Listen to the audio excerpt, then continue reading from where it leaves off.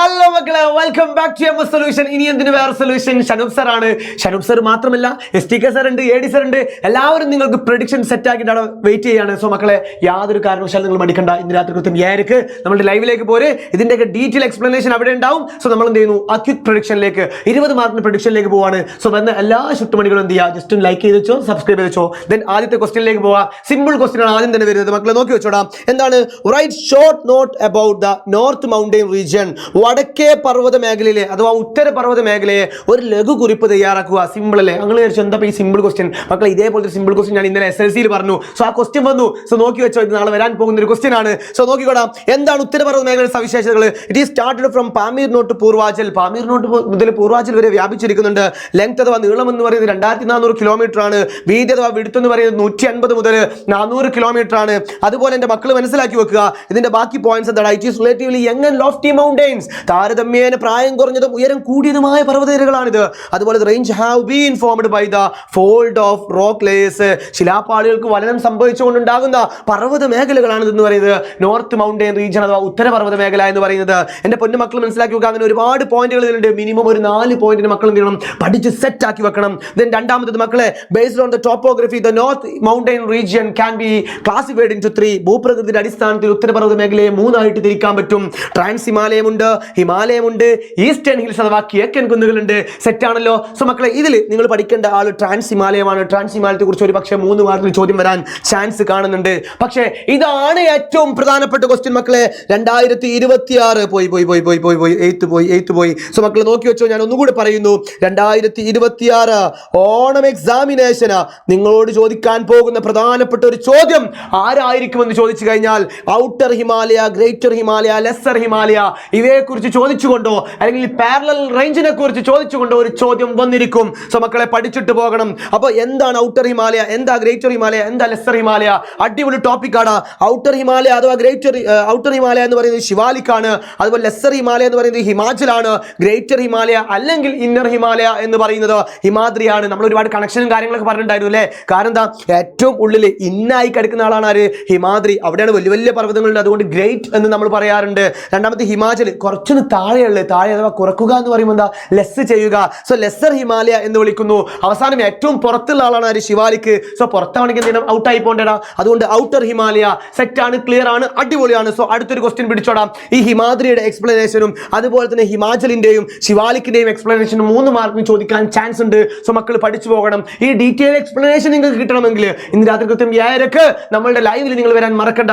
കൃത്യം 7:00 നമ്മൾ എന്ത് ചെയ്യും, ഈ ലൈവിൽ 72 മാർക്ക് പ്ലസ് അതിന്റെ കാര്യങ്ങൾ പ്രഡിക്റ്റ് ചെയ്യുന്നതായിരിക്കും. സോ സെറ്റ് ആക്കി വെച്ചോ. ഇനി കഴിഞ്ഞ കൊല്ലങ്ങളിൽ ഒരുപാട് തവണ റിപ്പീറ്റ് ചെയ്ത, നാളെ നിങ്ങൾ ഓണം എക്സാമിനേഷൻ കാണാൻ പോകുന്ന പ്രധാനപ്പെട്ട ഒരു ചോദ്യം എന്ന് പറഞ്ഞു കഴിഞ്ഞാൽ, എടാ ഇങ്ങനെ ചിത്രം തന്നുകൊണ്ട് ABC എന്ന് പറയുന്ന ഒരു ചോദ്യമായിരിക്കും. എന്താണ് ഇത് ഫൈൻഡ് ചെയ്യുക? മക്കളെ, ഇതെന്താണ്?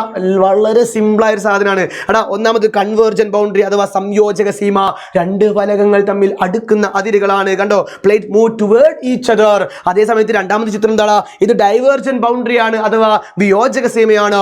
Plate move away from each other. അതായത് ഈ ഫലകങ്ങൾ തമ്മിൽ എന്ത് ചെയ്യുന്നു, അകന്നു പോകുന്നു. നമ്മൾ പാട്ടൊക്കെ പാടി പഠിച്ച സാധനമാണ് ഇതല്ലേ. മൂന്നാമത്തെ എന്താ? ട്രാൻസ്ഫോം ബൗണ്ടറി അഥവാ ഛേദക സീമ. എടാ, ഛേദക സീമ സീത്തോ യോ ആ ഡാൻസിലൂടെ യെസ് ഉരസി മാറുന്നവയാണിത്. അതായത് plate slide past each other. ഈ കാര്യങ്ങൾ മക്കൾ മറക്കരുത്. സോ ഈ പ്രൊഡക്ഷന്റെ PDF എവിടെ കിട്ടുക സാറ്? ഈ ഡൗട്ട് ഉണ്ടാവില്ല മക്കൾക്ക്. സോ നിങ്ങൾ മറക്കണ്ട. ഇതാ കമന്റ് ബോക്സിൽ ഒരു ലിങ്ക് കാണുന്നുണ്ടാവും. ആ ലിങ്കിൽ ക്ലിക്ക് ചെയ്തുകൊണ്ട് നമ്മൾ വാട്സ്ആപ്പ് കമ്മ്യൂണിറ്റിയിൽ ജോയിൻ ചെയ്തോ. നിങ്ങൾക്ക് ലൈവിന്റെ പ്രൊഡക്ഷൻ PDF, അതുപോലെ തന്നെ ബാക്കി ലൈവിന്റെ PDF, ഈ കാര്യങ്ങളൊക്കെ നിങ്ങൾക്ക് എന്ത് ചെയ്യും, അവിടെ കിട്ടും. അതുപോലെ പോൾ ക്വസ്റ്റ്യൻസ്, ഒരുപാട് സംഭവങ്ങൾ അതിലുണ്ട്. സോ ആരും വരാൻ മറക്കണ്ട. സെറ്റാണ്. ഇതിൽ ജസ്റ്റ് ജോയിൻ ചെയ്ത് വെച്ചോ. അതുപോലെ ഞാൻ നേരത്തെ പറഞ്ഞു, എപ്പോഴാണ് നമ്മൾ ലൈവ്? മൊത്തമല്ല കേട്ടോ, 7:00 രാത്രി 7:00 നമ്മൾ ലൈവ്. ആരൊക്കെ ഉണ്ട്? യെസ്, റബീ സാർ ഉണ്ട്, ഇവിടെ AD സാർ ഉണ്ട്, ഇവിടെ STK സാർ ഉണ്ട്. കണ്ട, ഇടയിൽ മെയിൻ ആയിട്ട് ഞാനും ഉണ്ട്. സോ ഞങ്ങളെല്ലാവരും എന്ത് ചെയ്യും, 72 മാർക്ക് നിങ്ങൾക്ക് A+ അടിക്കാനുള്ള എല്ലാ സാധനങ്ങളും അവിടെ സെറ്റ് ചെയ്ത് വെച്ചിട്ടുണ്ട്. ഓക്കെ, ഇനി അടുത്തത്, ഇവിടെ നിന്നും ഒരു സ്റ്റേറ്റ്മെന്റ് ടൈപ്പിലോ അല്ലെങ്കിൽ ഒരു ഇൻഡയറക്റ്റ് ക്വസ്റ്റ്യനോ ചോദിക്കുകയാണെങ്കിൽ അത് ഹിമാലയത്തിന്റെ രൂപീകരണവുമായി, ഫോർമേഷനുമായി ബന്ധപ്പെട്ടുകൊണ്ടായിരിക്കും. സോ മക്കൾ അത് നോക്കാൻ മറക്കരുത്, സെറ്റ് ആക്കി വെക്കണം. ഇനി അടുത്തെന്താ മക്കളെ? How many region are there in the western Himalayas, which are they? എടാ, പടിഞ്ഞാറൻ ഹിമാലയത്തിൽ എത്ര പ്രദേശങ്ങളുണ്ട്, അത് ഏതൊക്കെയാണ്? ഇതാണ് ചോദ്യം. സോ നമുക്കറിയാലോ 3 കാര്യങ്ങൾ ആ പടിഞ്ഞാറൻ ഹിമാലയ അഥവാ വെസ്റ്റേൺ ഹിമാലയത്തിലുള്ളത്. ഏതൊക്കെയാണ്? യെസ്, കാശ്മീർ ഉണ്ട്, ഹിമാചൽ ഉണ്ട്, ഉത്തരാഖണ്ഡ് ഉണ്ട്. സോ അതിൽ ഏറ്റവും പ്രധാനപ്പെട്ട ആൾ കാശ്മീർ ഹിമാലയാണ്. ഇവിടെ നിങ്ങൾ നിർബന്ധമായിട്ട് നോക്കി വെക്കേണ്ട ഒരാൾ എന്ന് പറഞ്ഞു കഴിഞ്ഞാൽ അവിടുത്തെ പാസസ് അഥവാ ചുരങ്ങളാണ്.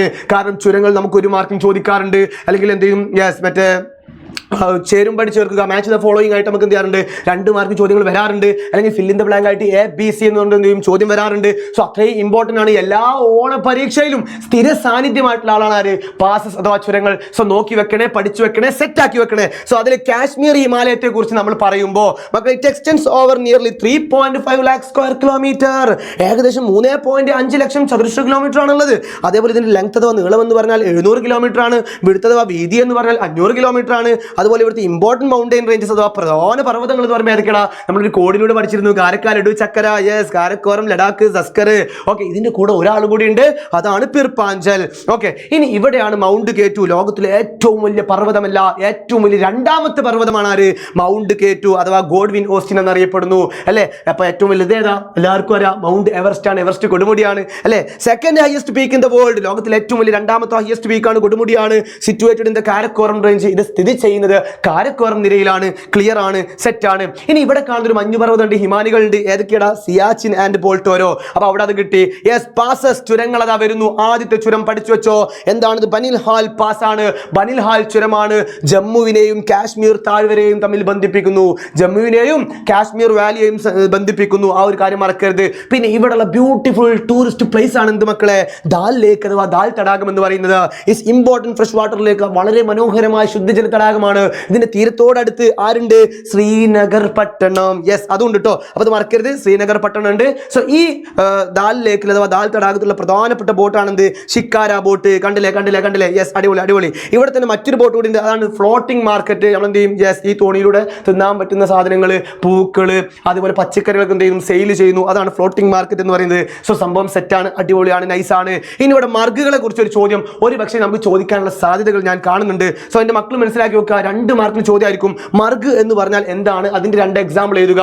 ഇത് ഞാൻ പ്രൊഡിക്ഷൻ ലൈവിൽ വരുമ്പോൾ കൊണ്ടുവരും. ഓക്കെ, അപ്പൊ അതാരും മറക്കണ്ട, സെറ്റ് ആക്കി വെക്കണം. ഓക്കെ, ഇനി ഇതാ വളരെ പ്രധാനപ്പെട്ട ഒരു question. In the north east India especially the Meghalaya plateau receive heavy rainfall. Why റെയിൻഫാളുമായി ബന്ധപ്പെട്ടുകൊണ്ട്, മഴയുമായി ബന്ധപ്പെട്ടുകൊണ്ട് വളരെ പ്രധാനമായിട്ടൊരു ക്വസ്റ്റ്യൻ നിങ്ങൾക്ക് എക്സാം പേപ്പറിൽ കാണാൻ കഴിയും. ഒരു പക്ഷേ ഇന്ത്യയുടെ ഭൂപടം തന്നുകൊണ്ട് 2ാമത്തെ ചാപ്റ്ററിൽ നിന്നാവാനാണ് സാധ്യത. സോ പഠിച്ചു വെക്കണം, സെറ്റാക്കി വെക്കണം. അതായത് മക്കളെ, വടക്ക് കിഴക്കൻ ഇന്ത്യയിൽ പ്രത്യേകിച്ച് മേഘാലയ പീഠഭൂമിയിൽ കനത്ത മഴ ലഭിക്കുന്നു. എന്തുകൊണ്ടാ, സംഭവം സിമ്പിളാ, തെക്ക് പടിഞ്ഞാറൻ മൺസൂൺ ആണ് ഇതിന്റെ കാരണം. തെക്ക് പടിഞ്ഞാറൻ മൺസൂൺ എന്ത് ചെയ്യുന്നു, യെസ് വെസ്റ്റേൺ പശ്ചിമഘട്ടത്തിന്റെ മുകളിലൂടെ എന്ത് ചെയ്യുന്നു, കരയിൽ പോകുന്നു. അതെന്ത് ചെയ്യുന്നു, ശിവാലിക്കിന്റെ തെക്ക് ഭാഗത്ത് സദേൺ സ്ലോപ്പിൽ എന്ത് ചെയ്യുന്നു, പോയിട്ട് ഇടിക്കുന്നു. ആ ഭാഗത്ത് നല്ല മഴ കിട്ടുന്നു. എന്നാൽ 2ാമത്തെ ബ്രാഞ്ച് ആയിട്ട് എവിടെ നിന്ന് വരുന്നു, യെസ് നിങ്ങൾ മനസ്സിലാക്കി വെക്കുക, അത് ബേ ഓഫ് ബംഗാൾ ഉൾക്കടലിൽ നിന്നും വരുന്നു. ദെൻ അവിടുന്ന് എന്ത് ചെയ്യുന്നു, 2 ബ്രാഞ്ച് ആയിട്ട് അല്ലെങ്കിൽ 2 കൈവഴികളായിട്ട് പിരിയുന്നു. അതിലൊന്ന് പോകുന്നത് മേഘാലയയുടെ ഭാഗത്താണ്. സോ ഇവിടെ ഈ പർവ്വതങ്ങൾക്കിടയിൽ ട്രാപ്പ് ആയിക്കൊണ്ട് ആ ഭാഗത്ത് കിഡിലോസ്കി ഹെവി റെയിൻഫാൾ കിട്ടും. കണ്ടോ ഏറ്റവും കൂടുതൽ ബ്ലൂ ആയി കാണുന്നത് ഇവിടെയാണ്. സോ ഏറ്റവും കൂടുതൽ മഴ കിട്ടുന്നത് ഇവിടെയാണ്, മേഘാലയയിലാണ്.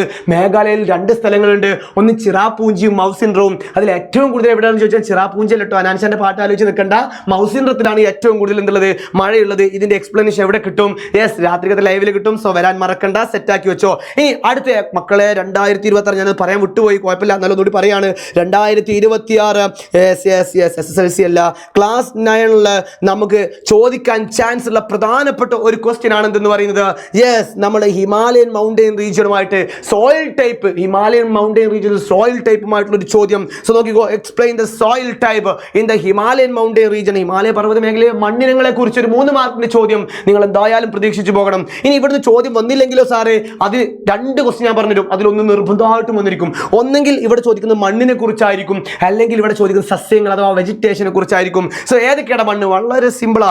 Alluvial deposit is mainly seen in the valleys. താഴ്വരകളിൽ പ്രധാനമായിട്ടും കാണുന്നത് എന്താണ്, എക്കൽ മണ്ണുകളാണ് അഥവാ അലൂവിയൽ മണ്ണാണെന്ന് എന്ത് ചെയ്യുക, മനസ്സിലാക്കി വെക്കുക. ഇനി ഇവിടുത്തെ ഏറ്റവും പ്രധാനപ്പെട്ട മറ്റൊരു മണ്ണാണ് കരേവാസ് എന്ന് പറയുന്നത്. എന്താ കരേവാസ്, അത് ഒരു തരം എക്കൽ നിക്ഷേപം തന്നെയാണ്. ഈ കരേവാസ് ഏറ്റവും കൂടുതൽ ഉപയോഗിക്കുന്നത് എന്താണ്, സാഫ്രോൺ കൾട്ടിവേഷൻ അഥവാ കുങ്കുമപ്പൂ കൃഷിക്കാണ്. കുങ്കുമപ്പൂവിന്റെ പ്രത്യേകത എന്താ അറിയില്ലേ, നമ്മൾ ആ ലൈവിൽ പറഞ്ഞിരുന്നു അല്ലേ, എന്റെ മക്കൾക്കൊക്കെ അറിയാം, നിങ്ങൾക്ക് അറിയാം. ഓക്കെ, ഇനി നോക്കിക്കോളി, അടുത്തെന്താടാ, ഇവിടെ നോക്കിക്കോ, മറ്റൊരു ഒരു ക്വസ്റ്റ്യൻ, ഒരു ഏരിയ കൂടി ഉണ്ട്. ഏതാണെന്ന് വെച്ചാൽ മൗണ്ടെയിൻ സോയിൽ ഉണ്ട്, അതേപോലെ തന്നെ വാലി സോയിൽ ഉണ്ട്.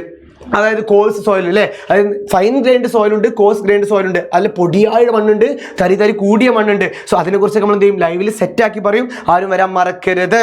Okay, describe how natural vegetation varies with elevation in the Himalayan terrain. മക്കളെ വേറെ ഒന്നുമില്ല, ഹിമാലയ പ്രദേശത്ത് ഉയരത്തിനനുസരിച്ച് സ്വാഭാവിക സസ്യജാലങ്ങളിൽ ഉണ്ടാകുന്ന മാറ്റങ്ങൾ എന്തൊക്കെയാണ്, ഉയരത്തിനനുസരിച്ച് എന്ത് ചെയ്യും, ചായയുടെ സ്വാദ് കൂടും എന്നല്ല നിങ്ങൾ പറയേണ്ടത്. ഇവിടെ സസ്യങ്ങളിൽ മാറ്റമുണ്ട്. എന്താണ് മാറ്റം നോക്കി വെച്ചോടാ. നാച്ചുറൽ വെജിറ്റേഷനെ കുറിച്ച് പറയുമ്പോൾ പ്രധാനമായിട്ടും യെസ് അതിന്റെ ഇവിടെ നോക്കിക്കോ, 200 സെന്റിമീറ്ററോളം മഴ വാർഷികമായിട്ട് കിട്ടുന്നുണ്ട്. സോ അവിടെ ട്രോപ്പിക്കൽ എവർഗ്രീനും ഡെസീഡിയസ് ഫോറസ്റ്റുമാണ് ഇത് വാലീസ് അഥവാ തായ്വരകളിൽ കാണുന്നത്. എന്ന് വെച്ചാൽ തായ്വരങ്ങളിൽ നിത്യഹരിത വനങ്ങളുണ്ട്, ഇല പൊഴിയും വനങ്ങളുണ്ട്, കാടുകളുണ്ട്. Then moist deciduous forest are seen altitude ranges from 1000 to 2000, അതായത് 1000 മുതൽ 2000 മീറ്റർ ഉയരത്തിനിടയിൽ ആർദ്ര മിതോഷ്ണ വനങ്ങളുണ്ട്. അതുപോലെ തന്നെ മക്കളെ മനസ്സിലാക്കി വെക്കുക, coniferous trees such as pine, deodar grow mountain slopes, പർവ്വതച്ചെരിവുകളിൽ സ്തൂപികാഗ്ര വൃക്ഷങ്ങളായിട്ടുള്ള പൈന്, ദേവദാരി, ഇതൊക്കെ കാണുന്നുണ്ട്. ഇതൊരു ചിത്രത്തിലൂടെ പഠിപ്പിച്ചു തരും കേട്ടോ. ദെൻ ഏറ്റവും ഉയരത്തിൽ ടോപ്പിൽ എന്താ കാണപ്പെടുക, ആൽപൈൻസ് ആണ്, ആൽപൈൻ പുൽമേടുകളാണ്. ഇത് എങ്ങനെ മക്കളെ വളരെ സിമ്പിളായിട്ട് ചിത്രത്തിലൂടെ പഠിക്കുക.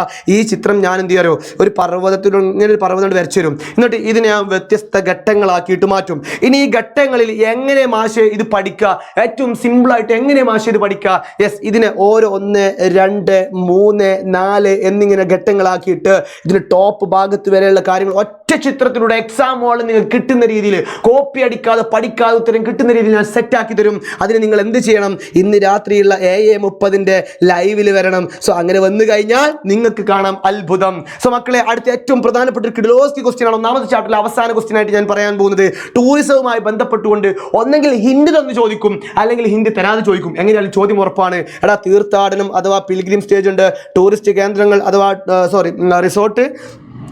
റിസോർട്ടുകൾ, അതായത് ടൂറിസ്റ്റ് സെന്റേഴ്സ് അഥവാ റിസോർട്ടുകളെ കുറിച്ച് പറയുന്നുണ്ട്, സാഹസിക ടൂറിസം അഥവാ അഡ്വഞ്ചർ ടൂറിസം. ഇത് മൂന്നാണ് നമുക്ക് പ്രധാനമായിട്ട് ഹിമാലയത്തിലെ ടൂറിസം സെക്ടേഴ്സ് ആയിട്ടുള്ളത്. സോ അതിനെക്കുറിച്ച് ഒരു ചോദ്യം നിങ്ങൾ പ്രതീക്ഷിക്കണം കേട്ടോ. ഞാൻ പോയിട്ട് ഹിമാലയത്തിൽ പോയിട്ട് ചായ കുടിച്ച് ചിത്രമൊക്കെ ഉണ്ട്. സോ ഭയങ്കര രസമാണ്. നിങ്ങൾ ലൈവ് കണ്ടിട്ടുണ്ടെങ്കിൽ നിങ്ങൾക്ക് മനസ്സിലായിട്ടുണ്ടാവും എന്തൊക്കെയാണ് തള്ളിയിട്ടുള്ളത്, തള്ളിയതല്ല ഉള്ളത് പറഞ്ഞിട്ടുണ്ടെങ്കിൽ കേട്ടോ. ഓക്കെ, അപ്പോൾ ഇവിടെ നോക്കിക്കോ, പിൽഗ്രിം അഥവാ തീർത്ഥാടന യാത്ര എന്ന് പറയുമ്പോൾ ആദ്യകാലത്ത് ടൂറിസമായിട്ട് പോയ എന്താണ്, ഇത് തന്നെയാണ് ടൂറിസത്തിന്റെ ഒന്നാമത്തെ ഘട്ടം എന്ന് പറയുന്നത്. ആദ്യകാലത്ത് എങ്ങനെ പോവാ, നമ്മൾ ഭക്തിയുമായി ബന്ധപ്പെട്ടുകൊണ്ട് നല്ല കുട്ടികളായിട്ട് ഇങ്ങനെ പോകും. സോ അങ്ങനെ പോകുമ്പോൾ സ്വാഭാവികമായിട്ടും എന്ത് ചെയ്യും, നമുക്ക് വയലിൽ നിൽക്കേണ്ടി വരും. നിൽക്കണമെങ്കിൽ എന്ത് ചെയ്യും, സ്വാഭാവികമായിട്ട് റിസോർട്ട് വേണ്ടിടാ. അപ്പോൾ റിസോർട്ട് ടൂറിസം ഉണ്ടാവും, ടൂറിസ്റ്റ് സെന്റേഴ്സുകൾ ഉണ്ടാവും. സ്വാഭാവികമായിട്ടും എന്ത് ചെയ്യും, അവിടെ നിൽക്കുമ്പോൾ നമുക്ക് എന്ത് ചെയ്യും, ഒരു സാഹസിക അഡ്വഞ്ചറിലേക്ക് പോകാൻ ഒരു പൂതി ഉണ്ടാവും. സ്വാഭാവികമായിട്ട് പർവ്വതം കയറുന്നു, പാരഗ്ലൈഡിങ് അങ്ങനെ പോകുന്നു, അതേപോലെ സ്കീയിങ്, അങ്ങനെ പല പല ആക്ടിവിറ്റികൾ ഉണ്ടാവും. സോ ഇതൊക്കെ ചെയ്ത് നമ്മൾ സെറ്റാക്കി വെക്കും. സോ ഭയങ്കര രസമാണ്. ഈ ഒരു ഏരിയ നല്ല രസമായിട്ട് കണക്ഷനും കോഡൊക്കെ വെച്ച് പഠിക്കുമ്പോൾ ഭയങ്കര രസം. നമ്മൾ ലൈവിലൊക്കെ പറഞ്ഞിട്ടുണ്ട്. സോ നമ്മൾ ഇന്ന് രാത്രി 7 പറഞ്ഞുതരും. സോ പറച്ചിൽ കൂടൂല, വളരെ സിമ്പിളായിട്ട് നമ്മൾ എക്സ്പ്ലെയിൻ ചെയ്യുള്ളൂ. സോ മക്കളെ മനസ്സിലാക്കി വെച്ചോ, 7 വന്നാൽ മതി, അവിടെ ടെസ്റ്റ് ഉണ്ടാവും. സോ ഒന്നാമത്തെ ഏറ്റവും പ്രധാനപ്പെട്ട കാര്യങ്ങൾ കഴിഞ്ഞു. എന്നാൽ രണ്ടാമത്തെ ചാപ്റ്ററിലേക്ക് നമുക്ക് പോകാം. എന്താണ് ഇൻ ദ എക്സ്പാൻസീവ് പ്ലെയിൻ, വിശാല സമതല ഭൂമിയിൽ. മക്കളെ ഇവിടെ ഫുള്ള് ടെസ്റ്റും, അതുപോലെ പല ആൾക്കാർക്കും ഡൗട്ടും, അതുപോലെ പല സ്കൂളുകളിലും ക്ലിയർ ആയിട്ട് കിട്ടാത്തതിന്റെ പല പ്രശ്നങ്ങളും കുട്ടികളോട് പറയാറുണ്ട്. സോ നമ്മൾ AD സർ നമ്മൾ ആപ്പിൽ കിഡിലോസ്കി ആയി എടുത്തിട്ടുണ്ട്, അതുപോലെ തന്നെ ഞാനും യൂട്യൂബിലൊക്കെ എടുത്തിട്ടുണ്ട്. സോ ഇതിന്റെ കിഡിലൻ ക്ലാസ് നിങ്ങൾക്ക് എവിടെ കിട്ടും, പ്രഡിക്ഷൻ ക്ലാസ്, ഓക്കെ, വിത്ത് ഷോർട്ട് എക്സ്പ്ലനേഷൻ ഇന്ന് രാത്രി 7 കിട്ടും. സോ ആരും വരാൻ മറക്കണ്ട. ഇങ്ങനൊരു ചിത്രം മുന്നേ എക്സാമിന് വന്നതാണ് കണ്ടോ, ABC, അതിൽ B എന്ന് പറയുന്നത് എന്താ മനസ്സിലാക്കി വെക്കുക, അതിന്റെ സവിശേഷത എഴുതുക. നമുക്കറിയാം മുകളിലുള്ള ഏതാ, ഉത്തരപർവ്വത മേഖലയാണ്, നോർത്ത് മൗണ്ടൻ റീജിയൻ ആണ്. എന്നാൽ പകുതിയിലുള്ള നടുവിലുള്ള ആൾ ആരല്ല, ഇത് നോർത്ത് ഇന്ത്യൻ പ്ലെയിൻ ആണ്, ഉത്തരേന്ത്യൻ സമതലം. സോ ഇതിന്റെ സവിശേഷതകൾ എന്തൊക്കെയാ, സിമ്പിളാ കണ്ടോ. ഇത് നമ്മൾ വിളിക്കുന്ന മറ്റൊരു പേരാണ് എന്ത്, ഇൻഡോ ഗംഗാറ്റിക് ബ്രഹ്മപുത്ര പ്ലെയിൻ, സിന്ധു ഗംഗാ ബ്രഹ്മപുത്ര സമതലം. എന്തുകൊണ്ട് അങ്ങനെ വിളിക്കാൻ കാരണം മാഷേ, അവിടെ 3 നദികൾ പോകുന്നുണ്ട്. ആ 3 നദികളുടെ പേര് തന്നെയാണ് ഇവിടെ കട്ടെടുത്ത് വെച്ചത്. കണ്ടോ, സെറ്റാണ്, അടിപൊളിയാണ്. ഇതിന്റെ ഫീച്ചേഴ്സ് അഥവാ സവിശേഷതകൾ എന്തൊക്കെ, ഇത് എഴുതി കഴിഞ്ഞാൽ ആ 4 മാർക്ക് സെറ്റാണ്. നോക്കിക്കോ, it is expansive alluvial plain അഥവാ വിശാലമായ ഒരു എക്കൽ സമതലമാണ്. രണ്ടാമത് with an average elevation depth of 1000 to 2000 metre. അതായത് ഇവിടെ എക്കൽ നിക്ഷേപത്തിന്റെ കനം 1000 മുതൽ 2000 മീറ്റർ വരെ ഉണ്ട്. Okay, approximately over 3200 kilometre in length. In ഇന്ത്യയിൽ എത്ര ഉണ്ട്? യെസ്, നോക്കിക്കോ, 2400 കിലോമീറ്റർ. അതായത് ഇവിടെ ഏകദേശം 3200 കിലോമീറ്റർ നീളത്തിൽ വ്യാപിച്ചിരിക്കുന്നുണ്ട്. ഇന്ത്യയിലാണെങ്കിൽ 2400 കിലോമീറ്റർ ഉള്ളൂ. സംഭവം നൈസ, അടിപൊളിയാ. Okay, the width varying between 150 kilometre to 3000 അല്ല 300 കിലോമീറ്റർ. സെറ്റാണ്. ശരാശരി വീതി 150 മുതൽ 300 കിലോമീറ്റർ വരെയാണ്. മക്കളെ ഇവിടുത്തെ ഏറ്റവും പ്രധാനപ്പെട്ട ഒരു പോയിന്റ് മക്കളെ, ഇതിന്റെ ഏരിയ അഥവാ വിസ്തൃതി എന്ന് പറയുന്നത് 7 ലക്ഷമാണ്. അതേപോലെ മക്കളെ ഇതിന്റെ ബൗണ്ടറി എന്ന് പറയുന്നത് of the plain the Shivalik north and the peninsular plateau in the south. അതായത് വടക്ക് ഭാഗത്ത്, മുകൾ ഭാഗത്ത് ശിവാലിക് പർവ്വതത്തിന്റെ താഴ്വരയും, അതുപോലെ താഴെ തെക്ക് ഭാഗത്തായിട്ട് പെനിൻസുലാർ പ്ലേറ്റു അഥവാ ഉപദ്വീപീയ പീഠഭൂമിയാണുള്ളത്. സോ ക്ലിയർ ആണല്ലോ മക്കൾ. ഒരു പക്ഷേ 2 മാർക്കിന് നിങ്ങളോട് ചോദിക്കാൻ ചാൻസ് ഉള്ള ഒരു ക്വസ്റ്റ്യൻ എന്ന് പറയുന്നത് the region is most suitable for agriculture. ഈ പ്രദേശം കൃഷിക്ക് ഏറെ അനുയോജ്യമാണ്. ഏതാടാ? ഏത്? നമ്മുടെ ഈ അലൂവിയൽ പ്ലെയിൻ അഥവാ എക്കൽ സമതലമായിട്ടുള്ള നോർത്ത് ഇന്ത്യൻ പ്ലെയിൻ അഥവാ ഉത്തരേന്ത്യൻ സമതലം. സോ ഈ ഭാഗത്ത് നിന്ന് എന്തുകൊണ്ടാണ് ഇത് കൃഷിക്ക് അനുയോജ്യമാവാനുള്ള കാരണം? 4.2 മാർക്ക്. സെറ്റാണ്, ക്ലിയർ ആണ്, അടിപൊളിയാണ്. സോ 2026 ഓണം എക്സാമിനേഷന് എൻ്റെ മക്കളോട് ചോദിക്കാൻ പോകുന്ന ചോദ്യത്തിൽ ഒന്ന് ഇതായിരിക്കും, അത് 2 മാർക്കിനായിരിക്കും. ഏതാ? ഫെർട്ടൈൽ സോയിൽ, ഫലഭൂഷ്ടമായ വളക്കൂറുള്ള മണ്ണാണ്. രണ്ടാമത്തെ അഡ്വക്കേറ്റ് വാട്ടർ സപ്ലൈ, മതിയായ ജലലഭ്യത. മൂന്നാമത് ഫേവറബിൾ ക്ലൈമറ്റ്, അനുകൂലമായ കാലാവസ്ഥ. ഫ്ലാറ്റ് ടോപ്പോഗ്രഫി, പരന്ന ഭൂപ്രകൃതി, അടിപൊളിയാണ്, നൈസാണ്. പിന്നെ എൻ്റെ മക്കൾ ഒരിക്കലും വിചാരിക്കുന്നത് എന്താ മാഷി എല്ലാത്തിലും ഇങ്ങനെ 2026 പറയാത്ത മക്കളെ, ഇത് പ്രിഡിക്ഷൻ ക്വസ്റ്റ്യൻസിന് മാത്രം വീഡിയോ. ഈ ക്വസ്റ്റ്യൻസിന് 90% 99% 100% ക്വസ്റ്റ്യൻസ് വന്നിരിക്കും. അത് എൻ്റെ അല്ല, ഞങ്ങൾ എൻ്റെ ഒരു ഫാക്കൽറ്റീസിൻ്റെ കോൺഫിഡൻ്റ് ആണ്. സോ മക്കളെ, ഇന്ന് ഇവിടെ പറഞ്ഞ ക്വസ്റ്റ്യൻസ് ഒക്കെ പഠിച്ചു പോയിക്കോ. നാളെ എക്സാമിൽ ഈ ക്വസ്റ്റ്യൻസ് നിങ്ങൾക്ക് കാണാൻ പറ്റും. ഓക്കെ, ഇനി അടുത്ത് നോക്കിക്കോടാ. Regional division of north Indian plain, അതായത് ഉത്തരേന്ത്യൻ സമതലത്തിൻ്റെ പ്രാദേശിക വിഭാഗങ്ങൾ. മക്കളെ 100% ഇവിടെ 4 പേര് ഞാൻ കൊടുത്തിട്ടുണ്ട്. രാജസ്ഥാൻ പ്ലെയിന്, പഞ്ചാബ് ഹരിയാന പ്ലെയിന്, അതേപോലെ ഗംഗാ പ്ലെയിന്, ബ്രഹ്മപുത്ര പ്ലെയിന്. ഇതിൽ 1 2 പ്ലെയിൻ, എസ്പെഷ്യലി ഒരു പ്ലെയിൻ എന്തായാലും ചോദിച്ചിരിക്കും. അത് വരാനുള്ള സാധ്യത പഞ്ചാബ് ഹരിയാന പ്ലെയിൻ ആണ് എന്ന് എൻ്റെ മനസ്സ് പറയുന്നു. സോ നോക്കി വെച്ചോ, പഠിച്ചു വെച്ചോ, സെറ്റാക്കി വെച്ചോ. ഇതിൻ്റെ എക്സ്പ്ലനേഷൻ എപ്പോൾ കിട്ടും എന്നല്ലേ മക്കളെ? ഇപ്പോൾ എല്ലാം എക്സ്പ്ലെയിൻ ചെയ്താൽ നമ്മൾ വീഡിയോ ലെങ്ത് ആവും, പഠിച്ച കുട്ടികൾക്കും പഠിക്കാൻ താല്പര്യമുള്ള ആൾക്കാർക്ക് ബുദ്ധിമുട്ടാവും. സോ നമ്മൾ ഷോർട്ടാക്കി എടുക്കാൻ വേണ്ടിയിട്ട് തൽക്കാലം ഇവിടെ എക്സ്പ്ലെയിൻ ചെയ്യുന്നില്ല. ലൈവിൽ സാധനങ്ങൾ ഉണ്ടാവും, സെറ്റാക്കിക്കോ, വന്നോട്ടോ. ഇനി പിന്നെയുള്ള ഒരു PYQ, കഴിഞ്ഞ പ്രാവശ്യങ്ങളിൽ ചോദിച്ചൊരു PYQ ആണ്. ഇനിയും റിപ്പീറ്റ് ചെയ്യാൻ സാധ്യതയുണ്ട്. ഒരുപക്ഷെ ചിത്രം തരാതെ ഈ ഒരു ചോദ്യം വരാനുള്ള സാധ്യതയും ഞാൻ കാണുന്നുണ്ട്. അപ്പോൾ ഈ ചിത്രം എന്താണെന്ന് മനസ്സിലാക്കി വെക്കുക. എന്താണ് ഈ സംഭവം വിശദീകരിക്കുക. ഈ ചിത്രത്തിന്റെ പേരാണ് അലൂവിയൽ ഫെൻ അഥവാ എക്കൽ വിഷറി എന്ന് പറയുന്നുണ്ട്. ഓക്കെ, എന്താ എക്കൽ വിഷറിന്റെ പ്രത്യേകത? The reverse enter the plain from mountain region. their velocity is decreased. Sediments carried by the rivers get deposited in the forms of fan. അതേ മക്കളെ, നദികൾ സമതലത്തിൽ പ്രദേശിക്കുമ്പോൾ മുകളിൽ നിന്ന് ഇങ്ങനെ ഒഴുകി സ്പീഡിൽ അങ്ങനെ വരില്ലേ, അപ്പോൾ ആ സ്പീഡ് ഒഴുക്ക് കുറയും. ആ സ്പീഡ് ഇങ്ങനെ വരുമ്പോഴത്തേക്ക് ഒഴുക്ക് പതിയെ കുറയും. അപ്പോൾ സ്വാഭാവികമായിട്ട് എന്താ സംഭവിക്കുക? ഈ ഒഴുക്ക് കുറയുന്ന സമയത്ത് ഇത് പല വഴികളായിട്ട് കൈവഴികളായിട്ട് പിരിഞ്ഞു പോകുമ്പോൾ അവിടെയൊക്കെ കല്ലും മണ്ണും നിക്ഷേപിച്ച് സെഡിമെന്റ്സ് അഥവാ അവശിഷ്ടങ്ങൾ നിക്ഷേപിച്ച് ഈ വെള്ളത്തിന് പോകാൻ കഴിയില്ല. അപ്പോൾ അത് വീണ്ടും കൈവഴികളായിട്ട് പിരിഞ്ഞ് എല്ലായിടത്തും ഈ മണ്ണിങ്ങനെ കൊണ്ടുപോയി വെക്കും. ഏകദേശം എന്ത് ചെയ്യും? ഒരു വിഷറി പോലെ. പണ്ടത്തെ ആൾക്കാരുണ്ടല്ലോ, പാളൊക്കെ മുറിച്ചാണ്ട് വിഷറിയായിട്ട് ഇങ്ങനെ കറണ്ട് ഇല്ലാത്ത സമയത്ത് ഇങ്ങനെ വീശുമല്ലോ. യെസ്, ആ സംഭവം ആ വിഷറിയുടെ രൂപത്തിലാവും. അതുകൊണ്ട് ഇതിന് എക്കൽ വിഷറി അഥവാ അലൂവിയൽ ഫാൻസ് എന്ന് വിളിക്കുന്നുണ്ട്. ഈ സംഭവം എഴുതി കൊടുത്താൽ 3 മാർക്ക് സേഫാ. സെറ്റാണ്. ഇനി മക്കളെ, ഇത് ഒരു essay ആയിട്ട് വരാൻ ചാൻസ് ഉള്ള ഒരു ക്വസ്റ്റ്യൻ ആണ്. നോക്കി വെച്ചോ, പഠിച്ചു വെച്ചോ. 2026 ഓണം എക്സാമിനേഷൻ നിങ്ങളോട് ചോദിക്കാൻ പോകുന്ന പ്രധാനപ്പെട്ട ഒരു ചോദ്യമായിട്ട് ആര് വരുമടാ? ബാബറും ടെറായും അലൂവിയൽ പ്ലെയിനും വരാനുള്ള എല്ലാ സാധ്യതകളും ഷനൂബ് സർ എന്ത് ചെയ്യുന്നുണ്ട്? മനസ്സിൽ കാണുന്നുണ്ട്. സോ എന്താണ് ഇത് എന്നല്ലേ, അത് ഇപ്പോൾ എക്സ്പ്ലെയിൻ ചെയ്യുന്നില്ല. മക്കൾ ഇത് പഠിച്ചു വെച്ചോ. രാത്രി 7 പഠിച്ച ശേഷം വന്നോ, നമ്മൾ എന്ത് ചെയ്യും? അത് അവിടെ വെച്ച് സെറ്റാക്കി തരുന്നതായിരിക്കും. പിന്നെ മറ്റൊരു കാര്യം മക്കളെ, 2ാമത്തെ ചാപ്റ്റർ ക്ലൈമറ്റിന്റെ ഭാഗത്തു നിന്നും 100% ഒരു ചോദ്യം ഉണ്ടാവും. ഇപ്പോൾ നമുക്കറിയാം മൺസൂൺ കാലമായതുകൊണ്ട് മൺസൂണുമായി റിലേറ്റ് ചെയ്തുകൊണ്ട് ഒരു സാധ്യത ഞാനിവിടെ കാണുന്നുണ്ട്. സോ മൺസൂണിനെ കുറിച്ച് നിങ്ങൾ എന്തായാലും പഠിച്ചു വെക്കണം. അതിൻ്റെ കൂടെ വിന്ററിൽ നിന്നും ഒരു ചെറിയൊരു ചോദ്യത്തിനും ഞാൻ എന്ത് ചെയ്ത സാധ്യത കാണുന്നുണ്ട്. ഏതാണ് ആ ചോദ്യം എന്നല്ലേ? ഒരുപാട് തവണ ക്വസ്റ്റ്യൻ ചോദിച്ചൊരു ചോദ്യം.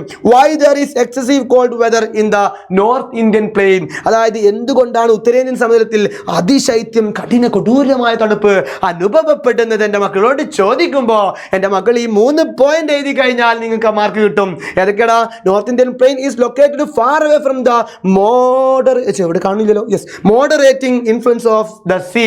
അതായത് മക്കളെ, വേറൊന്നുമല്ല, കാലാവസ്ഥ മിതപ്പെടുത്തുന്ന സമുദ്രത്തിന്റെ സ്വാധീനത്തിൽ നിന്നും ഏറെ അകലെയാണ് നമ്മുടെ ഉത്തരേന്ത്യൻ എന്ന് പറയുന്നത്. നമുക്കറിയാം ഇതാ ഉത്തരേന്ത്യ എന്ന് പറയുമ്പോൾ ഈ ഭാഗാട്ടോ. അപ്പോൾ ഇവിടെ അല്ലേ കടലുള്ളത്. സ്വാഭാവികമായിട്ട് കടൽക്കാറ്റും കരക്കാറ്റും അങ്ങോട്ട് എത്തുമോ? ഒരിക്കലും എത്തൂല. അവ സ്വാഭാവികമായിട്ട് ഇവിടെ കാലാവസ്ഥ മിതമാവൂല, മോഡറേറ്റ് ആവൂല. ചൂടാവുമ്പോൾ പുരാപുരം ചൂടേക്കാരം, തണുപ്പാകുമ്പോൾ പുരാപുരം തണുപ്പേക്കാരം. നല്ല രസമല്ലേ? നോക്കിക്കോ. Snowfall in the Himalayan ranges contributes to strong cold wind. ഹിമാലയത്തിൽ വീണ മഞ്ഞ് വീഴ്ച എന്ത് ചെയ്യുന്നു? അവിടെ നല്ല തണുത്ത കാറ്റുകൾ വീശാനുള്ള കാരണമാകുന്നു. The apparent movement of the sun from the north hemisphere towards the southern hemisphere. അതായത് ഉത്തരാർദ്ധഗോളത്തിൽ നിന്നും ദക്ഷിണാർദ്ധഗോളത്തിലേക്കുള്ള സൂര്യന്റെ അയനം. ഈ സൂര്യൻ മാമൻ എന്ത് ചെയ്യും? താഴേക്ക് വരും. അപ്പൊ സ്വാഭാവികമായിട്ടും എന്ത് സംഭവിക്കും? യെസ്, ഇവിടെ ചൂട് കൂടും, അപ്പോൾ അവിടെ തണുപ്പ് കൂടും. അപ്പോൾ അതുകൊണ്ടാണ് എക്സസീവ് കോൾഡ്, ഭയങ്കര തണുപ്പ്, കൊടൂരമായ തണുപ്പ് അനുഭവപ്പെടാനുള്ള കാരണം. എൻ്റെ മക്കൾ അത് മനസ്സിലാക്കി വെച്ചാൽ മതി. ഇമ്പോർട്ടൻ്റ് ആണ്, സെറ്റാണ് മക്കളെ. ഇവിടെ ഒന്നാമത്തെ ചാപ്റ്ററിൽ നിന്ന് വെജിറ്റേഷനിൽ നിന്നും ചോദ്യം ചോദിച്ചിട്ടില്ലെങ്കിൽ 100% ഷനൂപ് സർ കണ്ണും പൂട്ടി പറയുന്നു ഇതിൽ നിന്നും ഒരു ചോദ്യം വരും. കറക്റ്റാണ്, കണ്ടോ പട്ടം വരച്ചിട്ടുണ്ട്. ഏതാ ചോദ്യം എന്നല്ലേ ഇതാ പറഞ്ഞത്. ഇത് പഠിച്ചിട്ട് വേണമെങ്കിൽ നാളെ എക്സാമിന് പോകാൻ കേട്ടോ. സ്വാം ഫോറസ്റ്റിന് ഷനൂപ് സർ നല്ല സാധ്യത കാണുന്നുണ്ട്. പക്ഷെ ഞാൻ മോഡൽ ക്വസ്റ്റ്യൻ പേപ്പർ പരിശോധിച്ചപ്പോൾ ഞാൻ കണ്ടൊരു അനുഭവം പറയുന്നു മക്കളെ. 2026 ഓണം എക്സാമിനേഷന് നിങ്ങളോട് ചോദിക്കാൻ പോകുന്ന ചോദ്യം അത് നമ്മുടെ ട്രോപ്പിക്കൽ ഡെസിഡസ് ഫോറസ്റ്റ് അഥവാ ഉഷ്ണമേഖല ഇലപൊഴിയും കാടുകളുമായിട്ടായിരിക്കും എന്നാണ് എൻ്റെ മനസ്സ് പറയുന്നത്.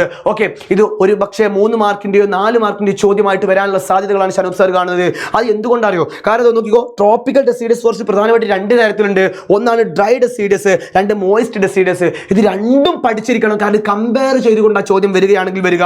സോ ഇത് ഞാൻ തൽക്കാലം ഇപ്പോൾ ലാഗ് കൂട്ടുന്നില്ല, മക്കൾ മനസ്സിലാക്കി പഠിച്ചു വരിക. ഇതിന് അടുത്ത ഏറ്റവും പ്രധാനപ്പെട്ട രണ്ടാമത്തെ ഒരു എസ്സേ ടൈപ്പ് ക്വസ്റ്റ്യൻ മക്കളെ, ഒരു എസ്സേ ടൈപ്പ് ക്വസ്റ്റ്യൻ ആയിട്ട് വരാൻ ചാൻസ് ഉള്ള 2026 ഓണം എക്സാമിനേഷനോ എൻ്റെ മക്കളോട് ചോദിക്കാൻ ചാൻസ് ഉള്ള ഒരു കിഡിലോസ്കി ക്വസ്റ്റ്യൻ ആണെന്ന് പറയുന്നത് soil type of the north Indian plain, ഉത്തരേന്ത്യൻ സമുദ്രത്തിന്റെ മണ്ണിനങ്ങൾ. ഇവിടെ എസ്സേ അല്ലെങ്കിൽ എന്തായാലും ചോദ്യം ഉണ്ടാവും. ചോദ്യം അവല് ഫർല അത് നിർബന്ധമാകുന്നു. കണ്ടോ, alluvial soil, red soil, saline soil, peat soil, arid soil. കണ്ടോ, ഇതിനൊക്കെ വളരെ ഷോർട്ട് ആക്കിയിട്ടുണ്ടോ, സ്ലൈഡ് ബൈ സ്ലൈഡ് ആയിട്ട് ഷനൂപ് സർ റെഡി ആക്കി വെച്ചിട്ടുണ്ട്. ഇത് എന്താ നിങ്ങൾ ചെയ്യേണ്ടത് കിട്ടാൻ വേണ്ടിയിട്ട്? നമ്മളെ കമ്മ്യൂണിറ്റി ചാനലിൽ ചേരണം. എങ്ങനെയും മാഷേ പുതിയ ആൾക്കാർ വന്നാൽ ഡൗട്ട് ഉണ്ടാവും, എങ്ങനെയും മാഷേ കമ്മ്യൂണിറ്റി ചാനൽ ജോയിൻ ചെയ്യുക. താഴെ ഒരു ലിങ്ക് മക്കളെ, അതിൽ നിങ്ങോട്ട് നിൽക്കാൻ മതി. അപ്പോൾ നേരെ എന്ത് ചെയ്യും, ഒരു വാട്സ്ആപ്പ് ഗ്രൂപ്പ് കണ്ടു പോകും. റെഡിയായി സെറ്റ്, നന്ദിയുണ്ടേ. ഓക്കെ, അപ്പോൾ അത് ക്ലിയർ ആണല്ലോ. അപ്പോൾ ഇത്രയും കാര്യങ്ങൾ കഴിഞ്ഞാൽ രണ്ടാമത്തെ ചാപ്റ്ററിലെ ഏറ്റവും പ്രധാനപ്പെട്ട കിഡിലോസ്കി സാധനങ്ങൾ കഴിഞ്ഞിട്ടുണ്ട്. ഇനി 4ാമത്തെ ചാപ്റ്റർ ആണത്. പല ആളുകൾക്കും ആ സ്കൂളുകളിൽ എന്ത് ആ ചാപ്റ്റർ മുഴുവനായിട്ട് എടുത്തിട്ടുണ്ടാവില്ല. സോ ചില ആൾക്കാർക്ക് പകുതി എടുത്തിട്ടുണ്ടാവും, ചില ആളുകൾക്ക് എന്തേ കാര്യം ഫുള്ള് അടിച്ച് മിന്നി പോയിട്ടുണ്ടാവും, ചില ആളുകൾക്ക് തുടങ്ങിയിട്ടേ ഉണ്ടാവില്ല. ഏതായാലും നമുക്ക് അവിടുന്ന് ക്വസ്റ്റ്യൻസ് വരും. ഓക്കെ, സ്കൂൾ എടുക്കാത്ത ആളുകൾ എന്ത് ചെയ്യും, അത് ചിലപ്പോൾ മാറ്റി തരും, ക്വസ്റ്റ്യൻസ് എന്ത് ചെയ്യും മാറ്റി തരും. എടുത്തിട്ടുള്ള ആൾക്കാർ എന്ത് ചെയ്യും മാറ്റി തരില്ല, മനസ്സിലായില്ല എന്ന് പോലും നോക്കില്ല. സോ ഇത് വളരെ സിമ്പിൾ ചാപ്റ്റർ, അടിപൊളി ചാപ്റ്റർ. കുറച്ചേ ക്വസ്റ്റ്യൻസ് ഉള്ളൂ, കുറച്ചേ പഠിക്കാനുള്ളൂ. 100% നമുക്കറിയാം എവിടുന്നേ ക്വസ്റ്റ്യൻ വരുന്നുള്ളൂ. അത് നമ്മളെ AD സർ കിഡിലോസ്കി ആയിട്ട് നിങ്ങൾക്ക് പറഞ്ഞുതരും. സോ അതിൻ്റെ മുമ്പായിട്ട് എൻ്റെ മക്കളോട് എനിക്ക് പറയാൻ ഒറ്റ കാര്യമുള്ളൂ മക്കളെ, വേറെ ഒന്നുമില്ല. ഞാൻ വീണ്ടും നിങ്ങളെ ക്ഷണിക്കുന്നു. കാരണം STK സർ നിങ്ങൾക്ക് കൂടുതലായിട്ട് ലൈവും കാര്യങ്ങളൊന്നും നിർത്തില്ല. ഞാനാണ് ഏറ്റവും കൂടുതൽ നിങ്ങൾ വെറുപ്പിച്ചിട്ടുണ്ടാവല്ലേ. ഇപ്പോഴും ഷനൂപ് സർ ആദ്യം വന്ന് വെറുപ്പിച്ചത്. അതുകൊണ്ട് ഈ സുന്ദരക്കുട്ടപ്പനായ ഷനൂപ് സാറിന്റെ അടുത്ത് വേറെ ചങ്ങായി ഉണ്ടല്ലോ, ഈ ചങ്ങായിന്റെ പേരാണ് എന്ത്, STK സർ വിത്ത് ഫയർ. മൂപ്പര് വരും, ഹിസ്റ്ററി സെറ്റ് ആക്കി അങ്ങോട്ട് തരും. പിന്നെ ഞാൻ പറയേണ്ട ആവശ്യമില്ല, നിങ്ങൾക്ക് എല്ലാവർക്കും നമ്മൾ സുന്ദരക്കുട്ടപ്പൻ എന്ത് രസം ഒരു മുടിയെ കാണാം. മാഷാ AD സാർ കിഡിലോസ്കി ആയിട്ട് എക്കണോമിക്സിന്റെ A to Z കാര്യങ്ങൾ സെറ്റ് ആക്കി തരും. സോ നിങ്ങൾക്ക് അടുത്തതായിട്ട് വരുന്നത് ആരാന്ന് ചോദിച്ചു കഴിഞ്ഞാൽ മക്കളെ AD സാർ ആണ്. AD sir welcome. നമ്മുടെ മക്കളെ അടിപൊളിയാക്കി കൊടുക്കും. നേരെ STK സാറിനെ കൊണ്ട് വിളിച്ചോ, നമ്മൾ പെട്ടെന്ന് സാധനം കഴിയും. സെറ്റ് ആണല്ലോ? അപ്പൊ സെറ്റ് ആണ് മക്കളെ. നമ്മൾ 4ാമത്തെ ചാപ്റ്ററിലെ ഏറ്റവും ഇമ്പോർട്ടന്റ് ആയിട്ടുള്ള ചോദ്യങ്ങൾ മാത്രമാണ് നമ്മൾ നോക്കാൻ പോകുന്നത്. ഞാൻ പോയിട്ട് വരാം, STK സാർ വിളിച്ചുതരാം, അടിച്ചു മിനി കൊടുത്തോളി. ഓക്കെ, അപ്പൊ മക്കളെ നമ്മൾ human resource four national development, മാനവ വിഭവശേഷി രാഷ്ട്ര പുരോഗതിക്കായി എന്ന ചാപ്റ്ററിലെ ഏറ്റവും ഇമ്പോർട്ടന്റ് ആയിട്ടുള്ള ചോദ്യങ്ങളാണ് നമ്മൾ ഇനി നോക്കാൻ പോകുന്നത്. മക്കൾ ഇതാ റെഡി ആയിട്ടിരിക്കുക. ഞാൻ ഇതാ 1ാമത്തെ ക്വസ്റ്റിലേക്ക് ഒരു ലാഗും ഇല്ലാതെ പോവാണ്. മക്കളെ നോക്കിക്കോ, write down the remuneration received for the following factors of production. മക്കളെ ഇത് ചോദിച്ചിരിക്കും കേട്ടോ. അതായത് താഴെ കൊടുത്തിരിക്കുന്ന ഉൽപാദന ഘടകങ്ങൾക്ക് ലഭിക്കുന്ന പ്രതിഫലം എന്താണെന്ന് എഴുതുക എന്നുള്ളൊരു ചോദ്യം ചോദിച്ചിരിക്കും. ഇതിൽ 1 2 2 പോയിന്റുകളാണ് ചോദിക്കാൻ ഏറ്റവും ചാൻസ് കൂടുതൽ. 3 ഉണ്ടാവാൻ ചാൻസ് കുറവാണ്. 2 മാർക്കിനൊക്കെയാണ് ചോദിക്കാൻ ചാൻസ് കൂടുതൽ ഉണ്ടാവുക. പക്ഷെ അതിൽ ഏതാണ്, അതായത് 4 ഫാക്ടേഴ്സ് ഓഫ് പ്രൊഡക്ഷൻ നമ്മൾ പഠിക്കുന്നുണ്ട് അല്ലേ, അതിൽ ഏതാണെന്നുള്ള കാര്യം നമുക്ക് അറിയില്ലല്ലോ. അപ്പൊ നമ്മൾ എന്ത് ചെയ്യുക, ഈ 4 കാര്യങ്ങൾ നമ്മൾ പഠിക്കണം. ലാൻഡിന് ഏതാണ് നമുക്ക് പ്രതിഫലം കിട്ടുക, ലേബറിന് ഏതാണ് നമുക്ക് പ്രതിഫലം കിട്ടുക, ക്യാപിറ്റലിന് ഏതാണ് പ്രതിഫലം കിട്ടുക, മൂലധനത്തിന് എന്താണ് പ്രതിഫലം കിട്ടുക, അതുപോലെ തന്നെ ഓർഗനൈസേഷൻ സംഘാടനത്തിന് എന്താണ് പ്രതിഫലം കിട്ടുക എന്നുള്ള കാര്യം ഒന്ന് പഠിച്ചു നോക്കുക, നല്ലതാണ് കേട്ടോ. ഇതാ ലാൻഡിനാണെങ്കിൽ പാട്ടം, റെന്റ് അല്ലേ, അതാണ് പ്രതിഫലം കിട്ടുന്നത്. ലേബർ അധ്വാനത്തിനാണെങ്കിൽ വേജ്, വേതനമാണ് നമുക്ക് കിട്ടുക. ഇനി ക്യാപിറ്റൽ മൂലധനാണെങ്കിൽ ഇൻട്രസ്റ്റ്, പലിശയാണ് കിട്ടുന്നത്.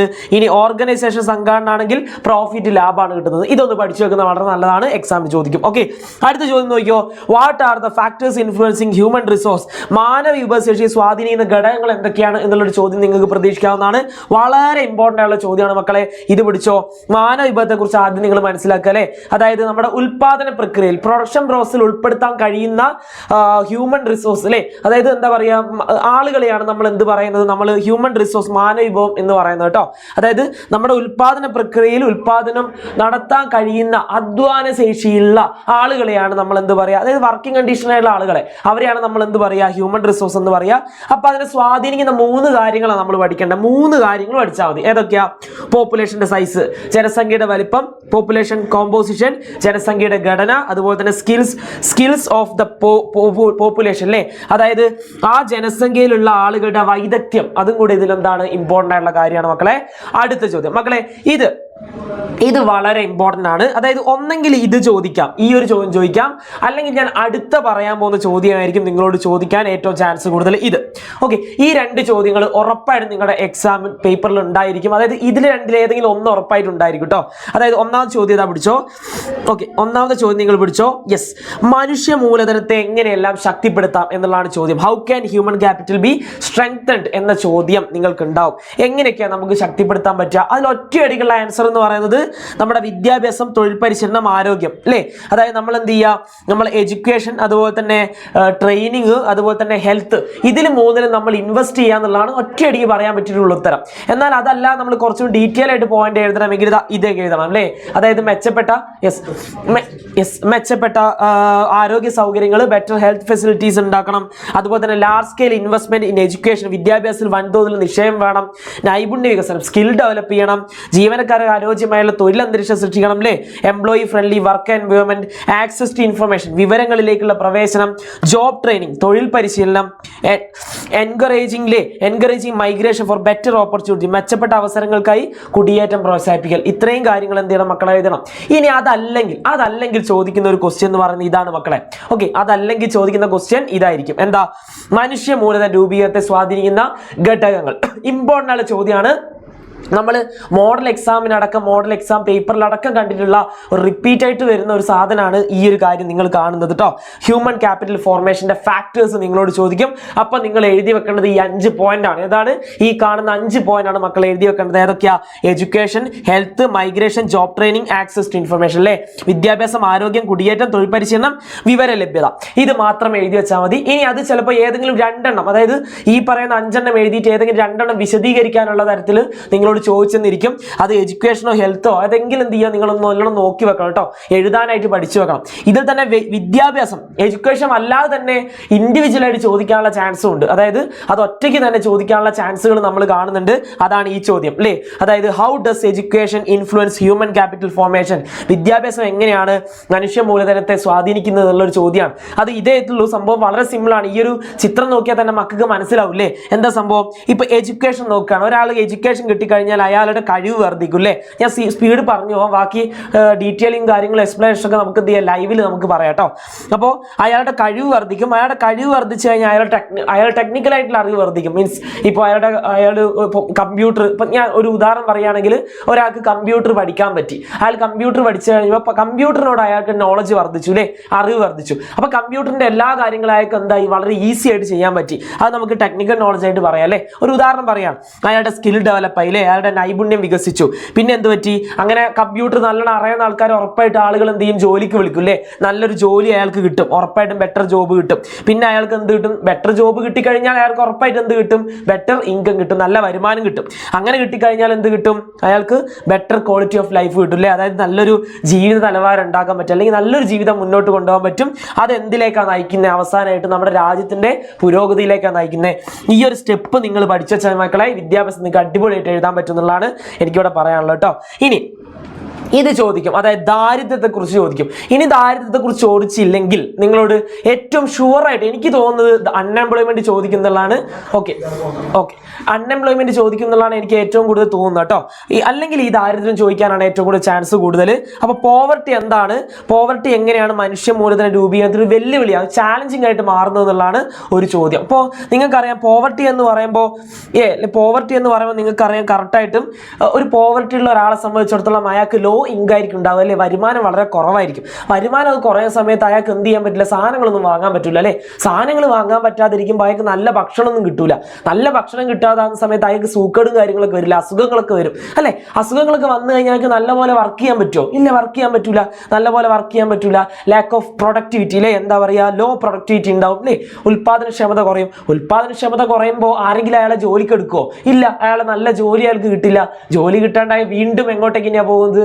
അയാൾ പോവർട്ടിയിലേക്ക് തന്നെയാണ് പോകുന്നത് അല്ലെ, ദാരിദ്ര്യത്തിലേക്കാണ് പോകുന്നത്. അങ്ങനെ ഒരു സൈക്കിളാണ് നമുക്കിവിടെ കാണാൻ പറ്റുക. പോവർട്ടി എന്ന് പറഞ്ഞാൽ അടിസ്ഥാന ആവശ്യങ്ങൾ പോലും നിറവേറ്റാൻ കഴിയാത്ത അവസ്ഥയാണ് എന്തെന്ന് പറയുക, ദാരിദ്ര്യം എന്ന് നമ്മൾ പറയാം കേട്ടോ. അപ്പൊ അതെന്ത് ചെയ്യാം മക്കളൊന്ന് പഠിച്ചു വെക്കുക. ഇനി ഏറ്റവും ഷുവറായിട്ട് 100% വരും എന്ന് വിചാരിക്കുന്ന ഒരു ക്വസ്റ്റ്യൻ എന്ന് പറയുന്നത് ഇതാണ് മക്കളെ. ഇതൊരു പ്രഡിഷൻ ആയിട്ട് കൂട്ടിക്കോ. 2026 എൻ്റെ പെണ്ണിനെ മഷി തീർന്നതിനെ കൊണ്ടാണ് 2026 ഓണം എക്സാമിന് നിങ്ങൾ കാണാൻ പോകുന്ന ഒരു പ്രധാനപ്പെട്ട ക്വസ്റ്റ്യൻ എന്ന് പറയുന്നത് ഇതായിരിക്കും, തൊഴിലില്ലായ്മ. ഏതൊക്കെ ടൈപ്പാണ് തൊഴിലില്ലായ്മ എന്നുള്ളത് ഉറപ്പായിട്ട് ചോദിച്ചിരിക്കും. 4 ടൈപ്പാണുള്ളത്. ഒന്ന് ഓപ്പൺ അൺഎംപ്ലോയ്മെന്റ്, സ്ട്രക്ചറൽ അൺഎംപ്ലോയ്മെന്റ്, ഘടനാപരമായ തൊഴിലില്ലായ്മ, പിന്നെ സീസണൽ അൺഎംപ്ലോയ്മെന്റ്, ഡിസ്ക്യൂസ്ഡ് അൺഎംപ്ലോയ്മെന്റ് കേട്ടോ, കാലികമായ തൊഴിലില്ലായ്മ, പ്രശ്ന തൊഴിലില്ലായ്മ. ഇതൊക്കെയാണ് പ്രധാനപ്പെട്ട ടൈപ്സ് എന്ന് പറയുന്നത്. ഇതെന്തൊക്കെയാണെന്ന് വെച്ചാൽ ഓപ്പൺ അൺഎംപ്ലോയ്മെന്റ് എന്ന് പറഞ്ഞാൽ തൊഴിൽ ചെയ്യാൻ സന്നദ്ധമാണ് അല്ലേ, ആൾ വില്ലിംഗ് ആണ്, പക്ഷെ എന്തില്ല, ജോലിയില്ല. ഇനി ഘടനാപരമായ തൊഴിലില്ലായ്മ എന്ന് പറഞ്ഞാൽ അല്ലെങ്കിൽ സ്ട്രക്ചറൽ അൺഎംപ്ലോയ്മെന്റ് എന്ന് പറഞ്ഞാൽ ആ ടെക്നിക്കലായിട്ട് എന്തെങ്കിലും ഡെവലപ്മെന്റ് ഉണ്ടായെന്ന് വിചാരിക്കുക, ഒരു പുതിയ സാങ്കേതിക വിദ്യ വന്നു എന്ന് വിചാരിക്കുക, അത് കൊണ്ട് എന്ത് ചെയ്യാണ്, ആളുകളുടെ ജോലി നഷ്ടപ്പെടുകയാണ്. അതാണ് എന്ത് പറയുന്നത്, ഘടനാപരമായ തൊഴിലില്ലായ്മ എന്ന് പറയുന്നത്. ഇനി സീസണൽ അൺഎംപ്ലോയ്മെന്റ് എന്ന് പറഞ്ഞാൽ എന്താ? സീസണൽ അൺഎംപ്ലോയ്മെന്റ് എന്ന് പറഞ്ഞാൽ ഒരു പ്രത്യേക കാലത്ത് മാത്രം തൊഴിൽ ലഭിക്കുകയും മറ്റു സമയങ്ങളിൽ തൊഴിലില്ലാതെ ആവുന്ന അവസ്ഥ. ചില കാലങ്ങളിൽ മാത്രമേ തൊഴിലുണ്ടാവും, ബാക്കി സമയങ്ങളിൽ എന്തില്ല, തൊഴിലുണ്ടാവില്ല. ഡിസ്ക്യൂസ്ഡ് അൺഎംപ്ലോയ്മെന്റ് എന്ന് പറഞ്ഞാൽ എന്താ? പ്രശ്ന തൊഴിലില്ലായ്മ എന്ന് പറഞ്ഞാൽ ഒരു ഉൽപാദന ഒരു സ്ഥാപനം ഉണ്ട് വിചാരിക്കുക, അവിടെ 4 ആൾക്കേ പണിയുള്ളൂ, പക്ഷെ ബാക്കി അവിടെ എത്ര ആൾക്കാരുണ്ട് എംപ്ലോയീസ് ആയിട്ട്? 10 ആളുകൾ വരെ ഉണ്ട് വിചാരിക്കുക, പക്ഷേ 4 ആൾക്കുള്ള പണി അവിടെ ഉള്ളൂ. അതിന് നമ്മൾ ഒരു അൺഎംപ്ലോയ്മെന്റ് ആയിട്ടാണ് നമ്മൾ എന്ത് ചെയ്യുന്നത്, കണക്കാക്കുന്നത്. അപ്പൊ ഇത്ര എന്ത് ചെയ്യുക മക്കൾ, അടിപൊളിയായിട്ട് മക്കളെ പഠിക്കുക. അതുപോലെ തന്നെ കമ്മ്യൂണിറ്റി ഗ്രൂപ്പിൽ കമ്മ്യൂണിറ്റി ചാനൽ നിങ്ങൾ ജോയിൻ ചെയ്യാൻ മറന്നുകൊണ്ട. നമ്മുടെ STK സാർ ഇവിടെ ഉണ്ട്. STK സാർ എന്ത് ചെയ്യും, ഇങ്ങോട്ട് കടന്നു വരുന്നതായിരിക്കും. അപ്പൊ STK സാർ എന്ത് ചെയ്യാണ്, നമ്മുടെ ഹിസ്റ്ററി എടുക്കാൻ വേണ്ടി റെഡി ആയിട്ടുണ്ട്. അപ്പൊ ഹിസ്റ്ററിന്റെ എല്ലാ ചാപ്റ്ററും എന്ത് ചെയ്യും, ഇപ്പൊ STK സാറും പറഞ്ഞു തരും കേട്ടോ. അതിന്റെ ഏറ്റവും അടിപൊളിയായിട്ടുള്ള ചോദ്യങ്ങൾ STK സാറിന്റെ കയ്യിലുണ്ട്. സാർ എന്ത് ചെയ്യും, അടിപൊളിയായിട്ട് ഇപ്പം പറഞ്ഞു തരും. ഓക്കെ, സാർ ഇപ്പം വരും കേട്ടോ. അപ്പൊ എടി സാറേ നോക്കി, എടി സാറേ ഓക്കെ ഓക്കെ ഓക്കെ ഓക്കെ നമ്മളിന്ന് മക്കളെ പഠിക്കുന്നു. ബാക്കി ഭാഗം എന്താ, നമുക്ക് ഇനി എന്ത് ചെയ്യണം, ഹിസ്റ്ററി എന്നുള്ള പ്രഡിക്ഷൻ ക്വസ്റ്റ്യൻസ് ഏതൊക്കെയാണെന്നൊക്കെ അറിയണം അല്ലേ. ഹിസ്റ്ററിത്തെ ഫസ്റ്റ് പ്രഡിക്ഷൻ ക്വസ്റ്റ്യൻ സാർ പറയാൻ പോവാണ്. What are the main features of palaeolithic cave painting? എന്താ അർത്ഥം അറിയോ? പ്രാചീന ശിലായുഗത്തിലെ ഗുഹാചിത്രങ്ങളുടെ പ്രധാനപ്പെട്ട സവിശേഷതകൾ എന്തൊക്കെയാണ് പഠിച്ചു വെച്ചിട്ട് എൻ്റെ മക്കൾ എന്ത് ചെയ്യാൻ പറ്റുള്ളൂ, എക്സാം ഹോൾക്ക് കയറാൻ പറ്റുള്ളൂ. നിർബന്ധമായിട്ട് ഈ ചോദ്യം എന്ത് ചെയ്യണം, മനസ്സിലാക്കണം കേട്ടോ. പ്രാചീന ശിലായുഗത്തിലെ ഗുഹാചിത്രങ്ങളുടെ പ്രത്യേകത നമുക്കറിയാം എന്താണ് അല്ലേ. അന്നത്തെ കാലഘട്ടത്തിൽ ചിത്രങ്ങൾ വരച്ചത് എവിടെയാണ്, upper wall of the cave അല്ലേ, ഗുഹന്റെ മുകൾ ഭാഗങ്ങളിൽ. എങ്ങനത്തെ അല്ലേ, ഓൺ ദ ഇന്നർ എന്ന് പറഞ്ഞത് അല്ലേ, ഗുഹന്റെ ഉൾഭാഗങ്ങളിലെ മുകൾ ഭാഗങ്ങളിൽ ആ ചിത്രം വരച്ചത്. എന്താ പുറത്ത് വരക്കാത്ത, പുറത്ത് വരച്ച മഴ പെയ്ത് ആകെ പോവും അല്ലേ, അങ്ങനത്തെ കാര്യങ്ങളൊക്കെ ആലോചിക്കുക അല്ലേ. അതേപോലെ തന്നെ needles and pointed weapons or used to draw picture, ചിത്രങ്ങൾ വരയ്ക്കാൻ വേണ്ടിയിട്ട് മുനയുള്ള സൂചികളും കൈസൂചികളൊക്കെയാണ് എന്തായിട്ടുള്ളത് ഉപയോഗിച്ചത്. പാറയിലെ ഗുഹ, അതിങ്ങനെ വരച്ച് അതിൻ്റെ ഉള്ളിൽ കൂടെ എന്ത് ചെയ്യണം അല്ലെ, അതിന് അടയാളപ്പെടുത്തണം. അതിന് വേണ്ടിയിട്ടോ വേരിയസ് കളേഴ്സ് വെർ യൂസ്ഡ് അല്ലേ, വ്യത്യസ്ത നിറങ്ങളുള്ള കളറുകൾ ഉപയോഗിച്ചിട്ടുണ്ട്. കളർ എങ്ങനെ ഉണ്ടാക്കിയത്, were made, colours were made grinding plants, tree bark and fruits അല്ലേ. അതായത് ട്രീ ബാർക്ക്, അതായത് ചെടികൾ, മരത്തിന്റെ തോല്, അതാണ് ട്രീ ബാർക്ക് എന്ന് പറഞ്ഞാൽ. കായ്കൾ എന്നിവ അരച്ച് റെഡ് പൗഡറിൽ ആഡ് ചെയ്തിട്ട്, ചെങ്കൽ പൊടിയൊക്കെ ആഡ് ചെയ്തിട്ടാണ് ചിത്രങ്ങൾ ഉണ്ടാക്കിയത്, വരച്ചത്. ഇതിനൊക്കെ ഡീറ്റെയിൽ ആയിട്ടുള്ള സംഭവമാണോ, രാത്രിയായി 30 കൃത്യം വന്നോ സാർ സെറ്റ് ചെയ്ത് തരും കേട്ടോ. ഇനി അടുത്ത് നോക്കി, explain the key characteristics of human life during the palaeolithic age. പ്രാചീന ശിലായുഗത്തിലെ മനുഷ്യ ജീവിതത്തിന്റെ പ്രത്യേകത നമുക്കറിയാം. അന്നത്തെ കാലഘട്ടത്തിൽ ആളുകൾ പരിക്കൻ കല്ലുകളാണ് ഉപയോഗിച്ചത്. അതേപോലെ തന്നെ lived in caves and open space, തുറന്ന സ്ഥലങ്ങളെ താമസിച്ചിരുന്നത്. മൃഗങ്ങളെ വേട്ടയാടിയിരുന്നു, സാധനങ്ങൾ ശേഖരിച്ചിരുന്നു, ഭക്ഷണം സംഭരിച്ച് വെച്ചിട്ടുണ്ടായിരുന്നില്ല. ഫുഡ് വാസ് നോട്ട് സ്റ്റോർഡ്, അന്നെന്നുള്ളത് അന്നന്ന് ഭക്ഷിക്കായിരുന്നു അല്ലേ. ഇതിലൊരു 4 പോയിന്റ് എന്ത് ചെയ്താൽ മതി, അവിടെ എഴുതി കൊടുത്താൽ മതി. അടുത്ത് നോക്കിയടാ, explain the 3 stage of stone tool development അല്ലേ. Utilisation, fashioning, standardisation. ക്വസ്റ്റ്യൻ തന്നെ എന്ത് ചെയ്തിട്ടുണ്ട്, അതിന് തുടക്കം തന്നിട്ടുണ്ട് അല്ലേ. എന്താ, ശിലായുധ നിർമ്മാണം, കല്ല് നിർമ്മിക്കൂല ആയുധമായിട്ട്. അതിന് 3 ഘട്ടങ്ങളുണ്ട്, ഉപയോഗപ്പെടുത്തുക, രൂപപ്പെടുത്തുക, ക്രമപ്പെടുത്തുക. ഉപയോഗപ്പെടുത്തുക രൂപപ്പെടുത്തുക പറഞ്ഞാൽ എന്താ, കിട്ടിയ കാലം അതേപോലെ ഉപയോഗിക്കുക അല്ലെ. Using available stone without changing there shape, അതിന്റെ ആ രൂപം ആകൃതി ഒന്നും മാറ്റാതെ അതേപോലെ ഉപയോഗിക്കുക. അടുത്ത ഫാഷനിങ്. ഫാഷനിങ് പറഞ്ഞാൽ എന്താണ്, രൂപപ്പെടുത്തുക പറഞ്ഞാൽ എന്താണോ ആവശ്യം അതിനനുസരിച്ച് രൂപപ്പെടുത്തുക. കണ്ടോ, using available stone by changing the shape according to the needs. ലഭ്യമായ കല്ലിനെ എന്താവശ്യത്തിനാണോ ആ ആവശ്യത്തിനനുസരിച്ച് എന്ത് ചെയ്യുക, അതിന്റെ രൂപം മാറ്റുക. അടുത്താണ് സ്റ്റാൻഡർഡൈസേഷൻ, ക്രമപ്പെടുത്തുക. Making specific tools for each purpose, ഓരോ ആവശ്യത്തിനും പ്രത്യേകമായ ആയുധങ്ങൾ എന്ത് ചെയ്യുക, നിർമ്മിക്കുക. അത്രയും കാര്യങ്ങൾ ആ മൂന്ന് എന്ത് ചെയ്യുക, മനസ്സിലാക്കുക. ചിലപ്പോൾ ഇതിൽ ഏതെങ്കിലും ഒന്ന് എന്നിട്ട് ഒന്ന് വിട്ട ഭാഗം പൂരിപ്പിക്കാൻ പറയുക, അല്ലെങ്കിൽ ഏതെങ്കിലും ഒന്ന് എക്സ്പ്ലെയിൻ ചെയ്യാൻ പറയും കേട്ടോ. അടുത്ത ക്വസ്റ്റ്യൻ നോക്കിയടാ, describe the major features of Mesolithic. മധ്യശിലായുഗത്തിന്റെ പ്രധാന സവിശേഷത നിർബന്ധമായിട്ടും പഠിക്കണം. മധ്യശിലായുഗത്തിൽ എത്തിയപ്പോൾ ചെറിയ കല്ലുകളാണ് ഉപയോഗിച്ചത്, മൈക്രോലിത്ത് അല്ലെ. അതേപോലെ ഹണ്ടിങ് ആനിമൽസ് വിത്ത് ഫിഷിംഗ് അല്ലെ, മൃഗങ്ങളെ വേട്ടയാടുന്നതോടൊപ്പം മീൻ പിടുത്തുണ്ടായിരുന്നു. ഡൊമസ്റ്റിക്കേഷൻ ഓഫ് ആനിമൽസ്, മൃഗങ്ങളെ ഇണക്കി വളർത്താൻ തുടങ്ങി. അപ്പൊ തുടങ്ങിയത് ഏത് കാലഘട്ടത്തിലാ, മധ്യകാലഘട്ടത്തിലാ. Division of labour on the basis of gender, ലിംഗാടിസ്ഥാനത്തിൽ തൊഴിൽ വിഭജനം ഉണ്ടായിരുന്നു. അമ്യൂസ്മെന്റ്, വിനോദത്തിൽ ഏർപ്പെട്ടിരുന്നു. ആ കാര്യങ്ങൾ സാറിന് മക്കൾ മനസ്സിലാക്കണം. അടുത്തതെന്താ, മെൻഷൻ ഇനി 2 Mesolithic sites located outside in India. ഇന്ത്യക്ക് പുറത്തുള്ള പ്രധാനപ്പെട്ട മധ്യശിലായുഗ കേന്ദ്രങ്ങൾ ഏതൊക്കെ, ഞാൻ കുറച്ച് ഷോർട്സ് ഒക്കെ ഇട്ടിട്ടുണ്ട് യൂട്യൂബിൽ. ആ ഷോർട്സ് ഒക്കെ നോക്കുകൊണ്ട് അതിൽ ഇത് പറയുന്നുണ്ട്. ഏതൊക്കെയാണ്, സ്റ്റാർ കാറും ഫാഹിയാൻ കേവും. സരൈനഹറായി ഇന്ത്യയിലുള്ള സ്ഥലമാണ് അല്ലേ. മധ്യശിലായുഗ കാലഘട്ടത്തിൽ ഇന്ത്യയിലെ ആൾക്കാർ താമസിച്ച അന്നത്തെ ഒരു സ്ഥലമാണ് ഇത്, സരൈനഹറായി. സ്റ്റാർ കാർ എവിടെയാണ്, ഇംഗ്ലണ്ടാണ്. ഫാഹിയാൻ കേവ് ശ്രീലങ്കയാണ്. ഇതിനൊക്കെ ട്രിക്ക് ഉണ്ട്. ട്രിക്കൊക്കെ വേണമെങ്കിൽ ഇന്ന് രാത്രി വന്നോ നമുക്ക് പൊളിച്ചെടുക്കാൻ പറ്റും. കിട്ടിയോ? നീ നിയോലിത്തിക് ഏജ് ആയപ്പോൾ എന്ത് ചെയ്താൽ അറിയോ, ജനങ്ങൾ എന്ത് ചെയ്തു, they start to domestication of animals and agriculture. കൃഷി ചെയ്യാനും അതേപോലെ മൃഗങ്ങളെ ഇണക്കി വളർത്താനൊക്കെ തുടങ്ങി. വൈ, എന്താ പ്രശ്നം, പോപ്പുലേഷൻ ഗ്രോത്ത്, ജനസംഖ്യ കൂടി അല്ലേ. അപ്പൊ അവിടെ എന്താ, ഫുഡ് ഷോർട്ടേജ് ഉണ്ടാവും. കാരണം എല്ലാ ആളുകൾക്കും കാട്ടിലുള്ള കായ്കൾ മുഴുവൻ ശേഖരിക്കാൻ കഴിയൂല. കുറെ ആളുണ്ടാവുമ്പോൾ അത് പെട്ടെന്ന് കഴിയും അല്ലേ. എന്ത് സാധനം പെട്ടെന്ന് തീരും. അങ്ങനെ തീർന്നു കഴിഞ്ഞാലോ ആളുകൾക്ക് ഭക്ഷണം ഉണ്ടാവില്ല. അപ്പോൾ എന്ത് ചെയ്തു, സാധനങ്ങൾ സ്വയം കൃഷി ചെയ്ത് അതേപോലെ മൃഗങ്ങളൊക്കെ ഇണക്കി വളർത്താൻ തുടങ്ങി. അല്ലെങ്കിൽ കാട്ടുപോയ മൃഗങ്ങളെ കിട്ടില്ല, കിട്ടുന്ന മൃഗങ്ങളൊക്കെ ആളുകളെ വേട്ടയാടി പിടിക്കും. അപ്പൊ എല്ലാവർക്കും കിട്ടിക്കൊള്ളുന്നില്ല. അപ്പൊ അതൊക്കെയാണ് അതിന്റെ പ്രധാനപ്പെട്ട കാരണങ്ങൾ. ഇതിന്റെ ഡീറ്റെയിൽ എക്സ്പ്ലനേഷൻ എന്ത് ചെയ്യുക, സാറിന് രാത്രിക്കത്തെ ലൈവിൽ തരാം കേട്ടോ. ക്വസ്റ്റ്യങ്ങൾ പരിചയപ്പെട്ടാൽ മതി. അടുത്തെന്താ, why did Gordon Childe call the changes in the Neolithic age Neolithic revolution. നവീന ശിലായുഗത്തിലെ മാറ്റങ്ങളെ ഗോൾഡൻ ചൈൽഡ്, നവീന ശിലായുഗ വിപ്ലവം എന്ന് പറയാനുള്ള കാരണം എന്താ, അല്ലെങ്കിൽ എന്ന് വിളിച്ചത് എന്തുകൊണ്ട്? ഞമ്മക്കറിയാം, നവീന ശിലായുഗം നിയോലിത്തിക്കിൽ എത്തിയപ്പോഴാണ് മാറ്റങ്ങൾ സംഭവിച്ചത് അല്ലേ. ആ മൃഗങ്ങളെ വ്യാപകമായിട്ട് ഇണക്കി വളർത്തിയതും കൃഷി ചെയ്തതും ഡൊമസ്റ്റിക്കേഷൻ ഓഫ് ആനിമൽസും അഗ്രികൾച്ചറും ഒക്കെ തുടങ്ങിയതെന്നാണ് നിയോലിത്തിക് ഏജിലാണ്. മാത്രമല്ല ജനങ്ങൾ ക്രാഫ്റ്റ്, കരകൗശല പണികളും മൺപാത്രങ്ങളും ഒക്കെ നിർമ്മിക്കാൻ തുടങ്ങിയതും ആ കാലഘട്ടത്തിലാണ്. അതുകൊണ്ടാണ് ഗോൾഡൻ ചൈൽഡ് അതിന് എന്ത് വിളിക്കുന്നത് അല്ലേ, നിയോലിത്തിക് റവല്യൂഷൻ, നവീന ശിലായുഗ വിപ്ലവം. വിപ്ലവം പറഞ്ഞാൽ എന്താ, പെട്ടെന്നുണ്ടാകുന്ന മാറ്റം. അതായത് ഒരുപാട് മാറ്റങ്ങൾ ഉണ്ടായ കാലഘട്ടം തന്നെയാണ് എന്ത്, നിയോലിത്തിക് ഏജ് അല്ലേ. അപ്പോൾ അതവിടെ പറയുന്നുണ്ട്. എക്സ്പ്ലനേഷൻ രാത്രിക്ക് തെളിവിൽ തരുട്ടോ. നിങ്ങൾ ക്വസ്റ്റ്യൻസ് നിങ്ങൾ എന്ത് ചെയ്യുക, പരിചയപ്പെടുക, ആൻസർ ജസ്റ്റ് ഒന്ന് ടച്ച് ചെയ്യപ്പോ ബാക്കി രാത്രി. അടുത്ത ക്വസ്റ്റ്യൻ നോക്കി, list the major bronze age civilisation and the modern countries where they existed. എന്താ, പ്രധാന വെങ്കലയുഗ നാഗരികതകളും അവ നിലനിന്നിരുന്ന ഇന്നത്തെ രാജ്യങ്ങളും പട്ടികപ്പെടുത്തുക അല്ലേ. നമുക്കറിയാം വെങ്കലം ഉപയോഗിച്ചിരുന്ന കാലഘട്ടത്തിലുള്ള പ്രധാനപ്പെട്ട സംസ്കാരങ്ങൾ ഏതൊക്കെയാണ് പറഞ്ഞാണ്, ഹരപ്പൻ, ഈജിപ്ഷ്യൻ, മെസപ്പൊട്ടോമിയൻ, ചൈനീസ്. ഇതാണ് അന്നത്തെ പ്രധാനപ്പെട്ട നാഗരികതകൾ, കൾച്ചറുകൾ അല്ലേ. അതുകൊണ്ടൊക്കെ ഹാരപ്പനുള്ളത് എവിടെയാണ്, ഇന്ത്യയിലാണ്. ഈജിപ്ഷ്യൻ ഈജിപ്തിലാണ്. മെസപ്പൊട്ടോമിയ ഇറാഖിലാണ്. ചൈനീസ് ചൈനയിലാണ്. എരപ്പ എന്ന് വിളിക്കണ ആരെയാണ്, ഇന്ത്യക്കാരാണ്. എരപ്പ തൊരപ്പ ഉണ്ടോ. അപ്പൊ കിട്ടി ഇന്ത്യ അല്ലെ. ഈജിപ്ത് തന്നെ. ചൈനയിൽ തന്നെയാണ്, ചൈനീസ്. പിന്നെ മെസപ്പൊട്ടോമിയ. അപ്പൊ ലാസ്റ്റത്തെ തന്നെക്കാരം ഇറാഖ് തന്നെക്കാരം. അടുത്തത് എന്താ, explain the social and economic life of people during the early Vedic period. ആദ്യകാല വേദകാലം തുടങ്ങിയപ്പോൾ അന്നത്തെ ജനങ്ങളുടെ ജീവിതം അല്ലെ ആദ്യകാല വേദകാലഘട്ടത്തെ കുറിച്ചൊക്കെ ചോദിച്ചിട്ടുള്ളത്. എന്റെ മക്കാരെ വേദകാലം തുടങ്ങിയത് emerged in Sindhu region, Sapta Sindhu പ്രദേശം അല്ലെ. സിന്ധു നദിയുടെ തീരത്താണ് വേദകാലം തുടങ്ങിയത്, സിന്ധു നദിന്റെ തീരത്ത് കേട്ടോ. അപ്പൊ അതാദ്യം എന്ത് ചെയ്യുക, സാറിന് മക്കൾ മനസ്സിലാക്കി കൊടുക്കുക. പിന്നെ അന്നത്തെ ജനങ്ങളുടെ പ്രധാനപ്പെട്ട ജീവിതമാർഗം എന്താ, ഇടയ സമ്പത്ത് വ്യവസ്ഥയാണ്. ആടുകളൊക്കെ മേച്ചിരുന്നു അല്ലെ. സെമി നൊമാഡ്സ്, ഒരു സ്ഥലത്ത് നിന്ന് വേറെ സ്ഥലത്തേക്ക്, അവിടെ നിന്ന് ഇങ്ങോട്ട് തിരിച്ചും. മുഴുവനായിട്ട് ഇങ്ങനെ മാറി മാറി പോകില്ല, ഒന്നിറ്റു ഇങ്ങനെ അങ്ങോട്ടും ഇങ്ങോട്ടേ പോവുള്ളൂ അല്ലെ. അർദ്ധ നാടോടികളാണ്. High social status for woman അല്ലെ. വേദകാലം തുടങ്ങിയപ്പോൾ സ്ത്രീകൾക്ക് സമൂഹത്തിൽ ഉയർന്ന പദവി ഉണ്ടായി. ചെയ്തിട്ടുണ്ടായിരുന്നു. Forest was cleared and burn for cultivation. കൃഷി ചെയ്യാൻ വേണ്ടിയിട്ട് കാട് വെട്ടി തെളിച്ചു കണ്ട് തീയിട്ട് കണ്ടൊക്കെയാണ് എന്ത് ചെയ്തത്, കൃഷി ചെയ്തിട്ടുണ്ടായിരുന്നത്.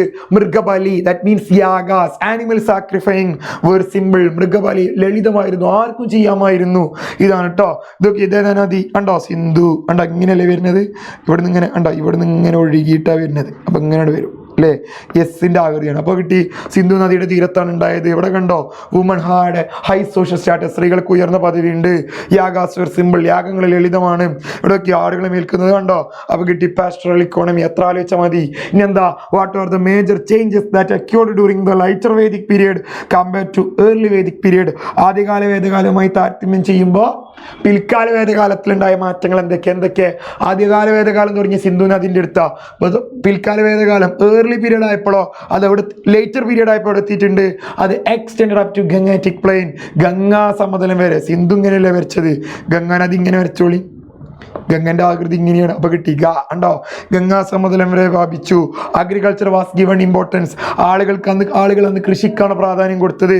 സെറ്റിൽഡ് ലൈഫ്, ജനങ്ങൾ എന്ത് ചെയ്തു, കൃഷി ചെയ്തപ്പോൾ വേറെ സ്ഥലം തപ്പി പോകണ്ടല്ലോ, സ്ഥിരതാമസം തുടങ്ങി. ആ സ്ഥലത്ത് തന്നെ കാരണം ഒന്നും നനച്ചു കൊടുക്കേണ്ടി വരും. അതില്ലേ low social status of woman, സ്ത്രീകളുടെ പദവി കുറഞ്ഞു, താഴ്ന്ന പദവി. അവിടെ കൂടിയ പദവി, ഇവിടെ താഴ്ന്ന പദവി. യൂസ് ഓഫ് അയൺ, ഇരുമ്പ് ഉപയോഗിച്ചിട്ടുണ്ടായിരുന്നു. സ്ട്രോങ് വർണ്ണ സിസ്റ്റം, വർണ്ണവ്യവസ്ഥ, ബ്രാഹ്മണര്, ക്ഷത്രിയര്, വൈശ്യര്, ശുദ്രര്, ഉയർന്നയാതി ദൈന്യാതി അതുണ്ടായിരുന്നു. യാഗ ബിക്കം പ്രിവിലേജ്, യാഗങ്ങളിൽ ലളിതമല്ല, പ്രത്യേക വിഭാഗത്തിന്റെ ആയിട്ട് മാത്രം മാറി. ഉയർന്ന ജാതിക്കാർക്ക് മാത്രമേ മൃഗബലി പാടുള്ളൂ. അങ്ങനെ ഉണ്ടോ. നദി ഗംഗ ഉണ്ടോ, extend up to Gangetic plain. Settled life കണ്ടോ, വീട് കണ്ടെങ്കിൽ സ്ഥിരതാമസം തുടങ്ങി. അടുത്ത നോക്കി, അഗ്രികൾച്ചർ വാസ് ഗിവൺ ഇമ്പോർട്ടൻസ്, കൃഷിക്ക് പ്രാധാന്യം കൊടുത്തു. ഇവിടെ കണ്ടോ, ഒരു ബ്ലാക്കിൽ ഒരു ചെക്കൻ ഒരു പെണ്ണിനെ തല്ലണത് കണ്ടോ. അപ്പൊ എന്റെ കുട്ടിയെ കയ്യിൽ നിന്ന് കിട്ടും. എന്താ കിട്ടുക, woman had a low social status, സ്ത്രീകൾക്ക് താഴ്ന്ന പദവിയാണ് ഉണ്ടായിട്ടുണ്ടായിരുന്നത്. ഇവിടെ കണ്ടോ, വർണ്ണവ്യവസ്ഥ, കുറെ ആൾക്കാർ പണിയെടുക്കാൻ ബാക്കിയുള്ളവർ നോക്കിക്കോ, ഉയർന്ന ജാതി താഴ്ന്ന ജാതി വ്യത്യാസമാണത്. അപ്പൊ അവിടെ വർണ്ണവ്യവസ്ഥ ഉണ്ടായിരുന്നു. അടുത്ത് നോക്കി, യൂസ് ഓഫ് അയൺ, ഇരുമ്പ് ഉപയോഗിച്ചിരുന്നു. ഇതോടുകൂടിയിട്ട് നമ്മളെ ഫസ്റ്റ് ചാപ്റ്റർ എന്ത് ചെയ്തടാ, കഴിഞ്ഞു. ഇനി എൻ്റെ മക്കൾ നോക്കുക, ഐഡിയാസ് ആൻഡ് ഏർലി സ്റ്റേറ്റ്സ്, ആശയങ്ങളും ആദ്യകാല രാഷ്ട്രങ്ങളും പ്രധാനപ്പെട്ട ക്വസ്റ്റ്യൻസ് മാത്രമാണ് എന്ത് ചെയ്യുന്നത് നമ്മൾ ഡിസ്കസ് ചെയ്യുന്നത്. മക്കൾ നോക്കി, explain the socio economic factors that led to the emergence of new ideologies in Ganga basin during the 16th century CE. അതായത് ഗംഗാ സമതലത്തിൽ ഈ വേദകാലത്തിന് ശേഷം പുതിയ ആശയങ്ങൾ ഉണ്ടായി. അതിൻ്റെ പിന്നിലുള്ള കാരണങ്ങൾ എന്തൊക്കെയാണ് നമുക്കറിയാം. അവിടെ എന്ത് ചെയ്തിട്ടുണ്ടായിരുന്നു, ഇരുമ്പ് ഉപകരണങ്ങൾ ഉപയോഗിച്ചു അല്ലേ. അപ്പം എന്ത് ചെയ്തു, അഗ്രികൾച്ചർ പ്രൊഡക്ഷൻ, കാർഷികോൽപാദനമൊക്കെ കൂടി. അപ്പോൾ അവിടെ growth of trade and cities, പുതിയ അടിപൊളി നഗരങ്ങളൊക്കെ എന്ത് ചെയ്തു, ഉയർന്നു വന്നു. കച്ചവടം ഉഷാറായി. അവിടെ പുതിയൊരു കച്ചവട വിഭാഗം ഉണ്ടായി, ഗഹപതികൾ.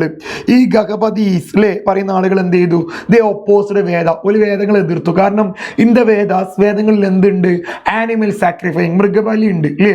അപ്പൊ അവിടെ എന്ത് സംഭവിക്കുകയാണ്, it led to animal shortage, മൃഗങ്ങൾക്ക് ഒരു കുറവുണ്ടാവാണ്. കന്നുകാലികൾക്കൊക്കെ സാധനങ്ങൾ കച്ചവടക്കാർക്ക് അങ്ങോട്ട് കൊണ്ടുപോകണമെങ്കിൽ കന്നുകാലികൾ വേണം. ഈ വേദത്തിലുള്ള യാഗം കാരണം, ആനിമൽ സാക്രിഫൈങ്, മൃഗബലി കാരണം എന്ത് സംഭവിക്കുകയാണ്, മൃഗങ്ങൾക്ക് ഷോർട്ടേജ് ഉണ്ടാവാണ്. അപ്പോൾ പറഞ്ഞു വേദം പറയുന്ന ആശയം വേണ്ട, പുതിയ ആശയം വേണം. അങ്ങനെയാണ് ഗംഗാ സമതലത്തിൽ പുതിയ ആശയം ഉണ്ടായത്, ജൈനിസം ബുദ്ധിസം ഒക്കെ ഉണ്ടായത്. ആ ക്വസ്റ്റ്യൻ ആട്ടത് എക്സ്പ്ലനേഷൻ ഡീറ്റെയിൽ ആയിട്ട് സാർ അവിടെ പറയും ലൈവിൽ AM പിന്നെ വാ. ഓക്കെ, അടുത്തത് explain the role of gahapatis and traders in the economic and social structure of early states in the Ganga valley. Ganga സമതലത്തിൽ ആദ്യകാല രാഷ്ട്രങ്ങളുടെ ഉദയത്തിൽ എന്താ ഗഹപതികൾക്ക് ഉണ്ടായ പങ്ക് എന്താ അല്ലേ, തന്നെ പങ്ക് ഇപ്പൊ നമ്മൾ പറഞ്ഞ ഡിസ്കസ് ചെയ്തില്ലേ. ഇതിൽ ഗഹപതികൾ തന്നെയല്ല അതിന് വേണ്ടി പ്രവർത്തിച്ചത്, അത്രമാത്രം പറയാം. എന്നിട്ട് നിങ്ങൾ എന്ത് പറഞ്ഞു കൊടുക്കുക, എന്താണ് ഗഹപതികൾ, ദി ആർ ട്രേഡേഴ്സ്, ഒരു കച്ചവടക്കാരാണ്. നല്ല കച്ചവടം ചെയ്യുമ്പോൾ നല്ല സാമ്പത്തിക ഭദ്രത ഉണ്ടോ, ഫിനാൻഷ്യലി ഹൈ പൊസിഷൻ അല്ലെ, സാമ്പത്തികമായിട്ട് ഉയർന്ന സ്ഥാനമുണ്ട്. ഹൈ സോഷ്യൽ സ്റ്റാറ്റസ്, ഉയർന്ന സാമൂഹിക പദവി ഉള്ളവരായിരുന്നു ആര് മക്കളെ, ഗഹപതികൾ. ഓക്കെ അല്ലേ. ഞാൻ അടുത്ത് നോക്കി, how did the organisation and rules of the sanghas contribute to the wide spread popularity of Buddhism. ബുദ്ധമതത്തിന്റെ വ്യാപനത്തിലും ജനപ്രീതിയിലും സംഘങ്ങൾ വഹിച്ച പങ്ക് എപ്രകാരമാണ്. സംഘങ്ങൾ, ദ സംഘാസ്, ആരാ സംഘങ്ങൾ നമുക്കറിയാം, they are propagators of Buddhism അല്ലേ. ബുദ്ധമതം പ്രചരിപ്പിക്കുന്നവരാണ് സംഘങ്ങൾ അല്ലേ. അതിൽ ആണുങ്ങളുണ്ട് പെണ്ണുങ്ങളുണ്ട്. സന്യാസിമാരില് ആണുങ്ങളെ വിളിക്കും ഭിക്ഷുസ്, പെണ്ണുങ്ങളെ വിളിക്കും ഭിക്ഷുണീസ് അല്ലേ. ആ ഗ്രൂപ്പിൽ ആ സംഘങ്ങളുടെ ഇടയിൽ എന്തില്ല, ജെൻഡർ ഡിസ്ക്രിമിനേഷൻ, ലിംഗവിവേചനം ഇല്ല, അതൊക്കെ പറയുന്നല്ലോ. അതേപോലെ തീരുമാനങ്ങൾ എടുക്കണം എങ്ങനെയാണ്, ത്രൂ ഡിസ്കഷൻ, ചർച്ചകളിലൂടെ എടുക്കുക. അല്ലാതെ ഒരുത്തരം തീരുമാനിക്കുക ബാക്കിയുള്ളവർ കേൾക്കാതില്ല. അതൊക്കെ മനസ്സിലാക്കുക കേട്ടോ. ഞാൻ അടുത്ത ക്വസ്റ്റ്യൻ നോക്കിയടാ, എന്താ, write any 4 principles taught by Gautama Buddha. Gautama Buddhan പഠിപ്പിച്ച ഏതെങ്കിലും 4 തത്വങ്ങൾ എഴുതാന്ന് പറഞ്ഞിട്ടുള്ളത് അല്ലേ. അപ്പൊ സാറിന്റെ മക്കൾ എന്ത് ചെയ്യണം? ഗൗതം ബുദ്ധൻ പഠിപ്പിച്ച 4 തത്വങ്ങൾ എഴുതുക. എന്താ ബുദ്ധൻ പറഞ്ഞത് അല്ലേ? Life is full of sorrows അല്ലെ, ജീവിതം ഫുള്ള് ദുഃഖം നിറഞ്ഞതാണ്. ഇത് ദുഃഖത്തിന്റെ കാരണം ആഗ്രഹം ഉണ്ടോ?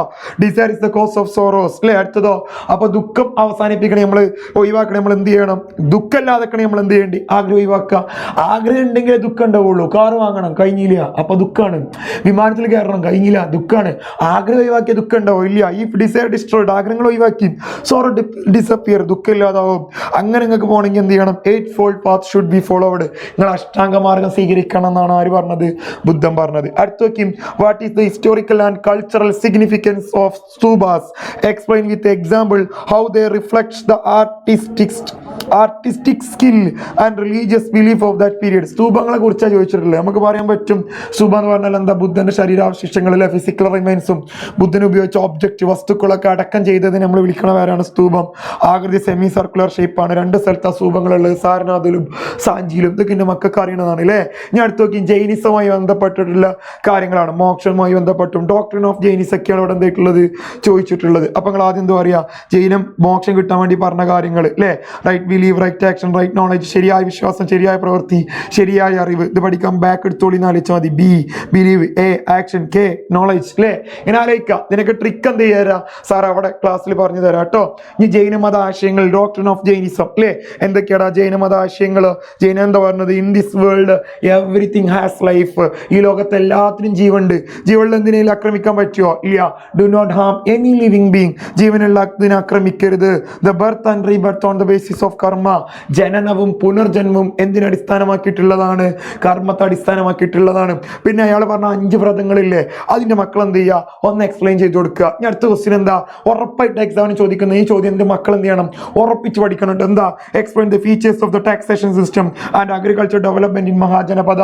മഹാജനപദങ്ങളിലെ നികുതി സമ്പ്രദായത്തെയും കാർഷിക പുരോഗതി. നമുക്കറിയാം നികുതി പിരിക്കാൻ ഒരു എഫിഷ്യന്റ് സിസ്റ്റം അവിടെ ഉണ്ടായിരുന്നു അല്ലേ.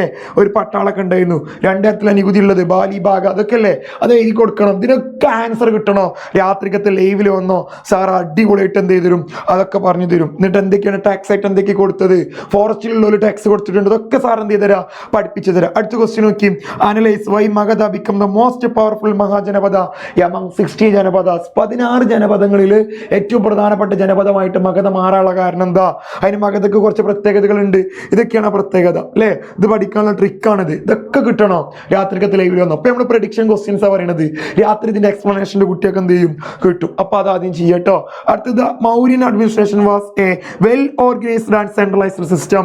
Substantiate this statement with reference to their provincial governance and military structure. എന്താ ക്വസ്റ്റ്യൻ? മൗര്യ ഭരണ സംവിധാനം വളരെ ചിട്ടയായതും കേന്ദ്രീകൃതമായതും ഒന്നായിരുന്നു. അവരുടെ പ്രവിശ്യാഭരണത്തെയും സൈനിക സമിതികളെയും മുൻനിർത്തി പ്രസ്ഥാനം വിലയിരുത്തുക. അപ്പൊ മൗര്യൻ എംപയറിന്റെ അഡ്മിനിസ്ട്രേഷൻ ഭരണത്തെ കുറിച്ച് പറയണം അല്ലെ. നമുക്കറിയാം ഭരണത്തിൽ എന്ത് ചെയ്തിട്ടുണ്ടെന്നു? വലിയ സ്ഥലത്തെ കുറെ സ്റ്റേറ്റുകൾ, പ്രൊവിൻസ് അല്ലെ, പ്രവിശ്യകളായി തിരിച്ചു. അവിടെ സൈന്യം ഉണ്ടെങ്കിൽ സൈന്യത്തെ 5 വിഭാഗങ്ങളാക്കി അല്ലേ. അത് ക്യാപിറ്റലൊക്കെ രാജാവിന്റെ കൺട്രോളിലാണ്. ഇതൊക്കെ അല്ലേ. ഇതൊക്കെ സാർ എന്ത് ചെയ്തരും? രാത്രി പറഞ്ഞുതരും. എല്ലാവരും എന്ത് ചെയ്യണം? രാത്രി പറയണം, രാത്രി വരണം. ഇങ്ങോട്ട് നോക്കി, ഇവിടെ ചോദ്യം കേട്ടോ. അശോകധർമ്മയുമായി ബന്ധപ്പെട്ട ചോദ്യമാണിത്. ഈ ചോദ്യം എക്സാമിന് എന്തായാലും മസ്റ്റായിട്ട് ചോദിക്കുന്ന ചോദ്യമാണ് അല്ലേ. അശോകന് ജനങ്ങൾക്കിടയിൽ എന്തിനു വേണ്ടിയിട്ട് കോ എക്സിസ്റ്റൻസും പീസും അല്ലേ, സമാധാനം സഹവർത്തിത്വം നിലനിർത്താൻ കൊണ്ടുവന്നതാണ് അശോകധർമ്മം അല്ലേ. ഇല്ലേ, ഈ അശോകധർമ്മത്തിൽ അയാൾ പ്രധാനമായിട്ടും 3 കാര്യങ്ങളാണ് പറഞ്ഞിട്ടുള്ളത് അല്ലേ. എന്തൊക്കെയാണ്? എല്ലാ മതവിശ്വാസികളോടും സഹിഷ്ണുത കാണിക്കണം, മുതിർന്നവരെ ബഹുമാനിക്കണം അല്ലേ. ഈ പോയിന്റുകളൊക്കെയാണ് എന്തായിട്ടുള്ള പറഞ്ഞിട്ടുള്ളത്. ഇതൊക്കെ എന്ത് ചെയ്തുതരാം സാർ? ഇന്ന് രാത്രിന്റെ മക്കൾക്ക് എന്ത് ചെയ്യും? പ്രത്യേകമായിട്ട് സാർ എന്ത് ചെയ്തുതരൂടാ?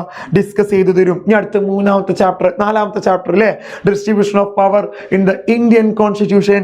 ഇന്ത്യൻ ഭരണഘടനയിലെ അധികാര വിന്യാസം. മക്കളെ 1ാമത്തെ ചോദ്യം എന്താ നോക്കിയടാ? Compare and write the features of Lok Sabha and Rajya Sabha. ലോക്സഭയുടെയും രാജ്യസഭയുടെയും സവിശേഷതകൾ എഴുതുക. നമ്മൾ ആദ്യം എന്ത് ചെയ്യുക? ലോക്സഭ അറിയണം, ലോവർ ഹൗസ് ആണ് അല്ലേ. ചെറിയ സഭയാണ്, പാർലമെന്റിന്റെ അധോമണ്ഡലാണ് അല്ലേ. അവിടെയുള്ള ജനങ്ങളെ നേരിട്ടാണ് തിരഞ്ഞെടുക്കുന്നത്. ലോക്സഭയ്ക്ക് മത്സരിക്കാൻ 25 വയസ്സാണ് പ്രായമുള്ളത് അല്ലേ. ലോക്സഭയുടെ കാലാവധി 5 വർഷമാണ്. ഇതൊക്കെ ഉണ്ട്. ഇതേപോലെ രാജ്യസഭ ഉണ്ട്. രണ്ടും താരതമ്യം ചെയ്ത് പഠിച്ചാൽ മതി. അതെന്ത് ചെയ്ത് തരും സാർ? അവിടെ പറഞ്ഞു തരുന്നുണ്ട് കേട്ടോ. ലൈവിൽ വാ, ലൈവിൽ പറഞ്ഞു തരും. പിന്നെ explain the power of supreme court. എനിക്ക് തോന്നുന്നു 4ാമത്തെ ചാപ്റ്റർ ഒരു പകുതി വരെ എക്സാം എക്സാമിന് ഉണ്ടാവുള്ളൂ. അപ്പൊ നിങ്ങൾ എന്ത് ചെയ്യേണ്ട, ഈ ഒരു ക്വസ്റ്റ്യൻ നിങ്ങൾ ഒന്ന് പഠിച്ചു വെച്ചോണ്ടി അധികാരങ്ങൾ എന്തൊക്കെയാന്ന് ജസ്റ്റ് എന്ത് ചെയ്യുക, മനസ്സിലാക്കി വെക്കുക. ഇതിന്റെ കറക്റ്റ് കാര്യങ്ങളൊക്കെ എന്ത് ചെയ്തുതരാം, സാറ് ലൈവിൽ പറഞ്ഞുതരാം. സുപ്രീം കോടതിയുടെ അധികാരങ്ങൾ ഇതൊക്കെയാണ് അധികാരങ്ങൾ. ഇത് എക്സ്പ്ലനേഷൻ വേണ്ട, ജസ്റ്റ് പഠിച്ചാൽ അതിന് ട്രിക്കൊക്കെ ഉണ്ട്. ഇതെന്തായാലും ചോദിക്കും. എന്താ explain government bill, money bill, private bill, government bill, ധനബില്ല്, സ്വകാര്യ ബില്ല്, ഇതെന്താ കിട്ടിയോ? അതിന്റെ മക്കൾ എന്ത് ചെയ്യണം, കറക്റ്റ് ആയിട്ട് പഠിക്കണം അല്ലേ. ഒരു മന്ത്രിയായിട്ടുള്ള അംഗം അവതരിപ്പിക്കുകയാണെങ്കിൽ, മിനിസ്റ്റർ അവതരിപ്പിക്കുകയാണെങ്കിൽ ഗവൺമെന്റ് ബില്ല്, വേറൊരു MLA മാത്രമായിട്ടുള്ള ഒരാൾ അവതരിപ്പിക്കുകയാണെങ്കിൽ അത് പ്രൈവറ്റ് ബില്ല്. അപ്പൊ അതൊക്കെ എന്ത് ചെയ്യുക, സാറിന്റെ മക്കൾ എന്ത് ചെയ്യണം, കറക്റ്റ് ആയിട്ട് പഠിക്കണം. പിന്നെ ഏറ്റവും പ്രധാനമായിട്ട് പറയാനുള്ളത് എന്താ, write the characteristics of federalism. ഫെഡറലിസത്തെ കുറിച്ചൊരു ചോദ്യം ഉണ്ടോ ചിലപ്പോൾ, എന്താണ് ഫെഡറലിസം, അല്ലെങ്കിൽ ഫെഡറലിസത്തിന്റെ സവിശേഷതകൾ എന്തൊക്കെയാണ് കാര്യം. ഫെഡറലിസം നമുക്ക് അറിയാം, സ്റ്റേറ്റും സെൻറ്ററും അല്ലെ, കേന്ദ്ര ഗവൺമെന്റ് സംസ്ഥാന ഗവൺമെന്റും അധികാരം പങ്കിടുക അല്ലെ, ഷെയർ പവർ. അത് നമ്മൾ വിളിക്കണ പേരാണ് എന്ത്, the state and the central share power അല്ലെ. കേന്ദ്ര ഗവൺമെന്റും സംസ്ഥാന ഗവൺമെന്റും അധികാരം വിഭജിച്ച അല്ലെങ്കിൽ ഓല് തമ്മിൽ എന്ത് ചെയ്യുക, പങ്കിട്ടെടുക്കുക. അതിന് നമ്മൾ വിളിക്കണ പേരാണ് എന്ത്, ഈ പറയപ്പെട്ടിട്ടുള്ള ഫെഡറലിസം അല്ലേ. ഞാൻ അടുത്ത് നോക്കി, what are the main functions of the parliament. ഇത്ര മാത്രം അവിടെ പഠിച്ചാൽ മതി കേട്ടോ. പാർലമെന്റിലെ ആ 2 ഫംഗ്ഷൻസും ഈ 3-4 ക്വസ്റ്റ്യൻസ് 4ാമത്തെ ചാപ്റ്ററിൽ വരുള്ളൂ എന്നാണ് സാറ് ആലോചിക്കുന്നത്. അപ്പൊ സാറിന്റെ മക്കൾ എന്ത് ചെയ്യുക, ഇത്രയും കാര്യങ്ങൾ പഠിച്ചു വെക്കുക. രാത്രിക്കത്തെ ലൈവ് ആരും മറക്കണ്ട, കൃത്യം May 30 സാർ എന്ത് ചെയ്യുക, ഈ വീഡിയോന്റെ താഴെ എന്ത് ചെയ്യുക, രാത്രിക്കത്തെ ലൈവിന്റെ ലിങ്ക് കൊടുക്കുക. മാക്സിമം ആൾക്കാർ എന്ത് ചെയ്യണം, ലൈക്ക് ചെയ്ത് വെക്കണം കേട്ടോ. Okay, tata, bye bye, see you, love U.